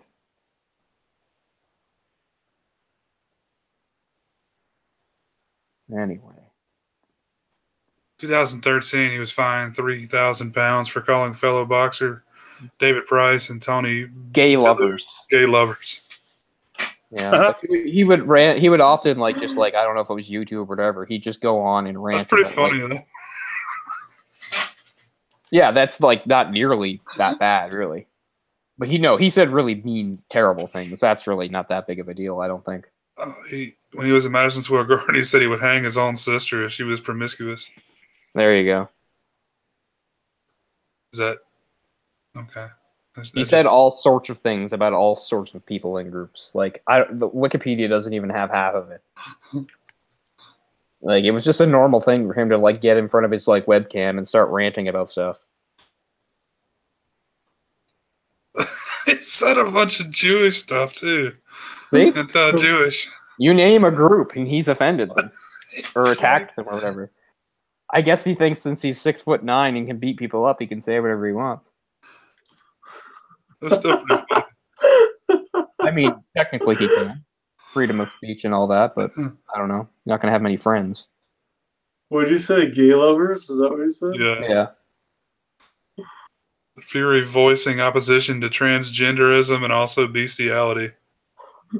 They're the same thing, apparently. I love people like that, too. When they're talking about, they're against gay marriage. It's gay marriage? Well, then what? A man marries a dog or a pheasant? Where does it stop? It stops at gay marriage. Humans. That's where it stops. It's Adam and Eve, not Adam and Steve. I just love those people's arguments. It's so ridiculous. They're it's a slippery slope. No, it's not. You somehow think that being gay is fucking barnyard animals. There's more wrong with you. Yeah, but I identify as someone who fucks barnyard animals. Cool. So. It's okay to identify it. You just can't do it. Oh, no, I do it. You can identify as whatever you want. Yeah, you can probably do it in some places. I don't know. It's not illegal everywhere, probably. Vladimir, he beat Vladimir. Yeah, see, I said he did. He's the only person who has. Really? Yeah. Yeah, he's old. They were going to have a rematch, and it kept, not happening for whatever reasons. But Vladimir's old, yeah. I don't know if he's still with her, but do you know who he dated for years? Hayden Panettiere. Oh, God, that makes me mad. He's married to her. Fuck, that makes me mad. That makes me want to murder him. What? He's a man. He's a foot taller than she is. Yeah, least. And he's 16 years older than her. I want to kill him. I hate that he has her. I hate it. It burns me. See, he's 6'6". And she is not listed. I think she's 5'2", maybe. Yeah, she's really short, huh? She did great voice work in Kingdom Hearts. And to think that he touches her, bothers me. Oh, he nuts all up inside of her. Shut up. See, I care too much about some things, too. So the guy from Britain who was the heavyweight, who was supposed to be the next Mayweather, is Andre Ward. He went 32-0, and now he's retired. That's good. I don't know why he didn't go for the 40, though. You should go for the 40. Wasn't that the whole point of Mayweather? He wanted to pass 50. Rocky Marciano, who had the 49. Yep. Of course, his 50th should have an asterisk because it was fucking McGregor. who is not a boxer. Well, he can box, but he's not a boxer. Well, he fought him in a boxing match. I think that's all that matters, isn't it? Yeah, that's all that matters. But I mean, yeah, I don't know. I'm not saying it's tainted. I don't give a shit about Mayweather or his records. Obviously, he's a very good boxer. But at the same time, for a very good boxer, he knocked very few people out. The last person he knocked out, the only reason it happened was because the guy actually stopped it. Remember, he was headbutting. It's true. The guy was breaking the rules. He was headbutting Mayweather in the meetups. Then after one of the times when he got reprimanded by the ref about the headbutting, he tried to like apologize to Mayweather by like outstretching his arms. Mayweather punched him in the face really hard. He turned and looked at the ref because he thought it was a foul. Then Mayweather uppercutted him and knocked him out. That was his. That's the last knockout he had, unless you count McGregor TKO. But yeah, that's not a knockout. Yeah, exactly. I mean, the guy. I mean, I get it. Protect yourself at all times, but it's still a real douche thing to do. Oh, it's very unsportsmanlike. Yeah, and I mean, the guy himself, he had been unsportsmanlike. He really was headbutting. When they were getting in the clinch, he was doing headbutts. So that's true. But, you know, again, two wrongs don't make it right, right? Yeah, because the guy was actually putting out his hands to apologize and had his arms wide open, and then he floored him. So that's his last actual knockout. And that was what, like 2010 or something? So yeah, he could outbox people, but he didn't really knock people out. I don't know. I don't know enough about boxing, but to me, you have to have at least a fair amount of knockouts. I mean, shit. Funny. Mike Tyson's doesn't even make lists of like top 10 best boxers, but he knocked people out. Man, I don't even know why he was headbutting. He was doing really good against him, doing really well. Yeah, and then he loses in such a shitty way. Obvious headbutt. Yeah.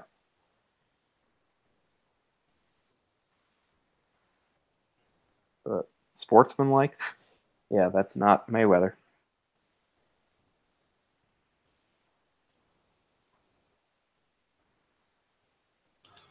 Even the announcers were saying the referee didn't even tell him to box yet. Yeah. He hadn't even like said fight or whatever he said. I know. And yet they still count it as a win. As a knockout. Like you'd think there'd be like a foul in there somewhere. What planet is that shit? A knockout or a win at all? I know, it's bullshit. I couldn't believe it when I saw it either.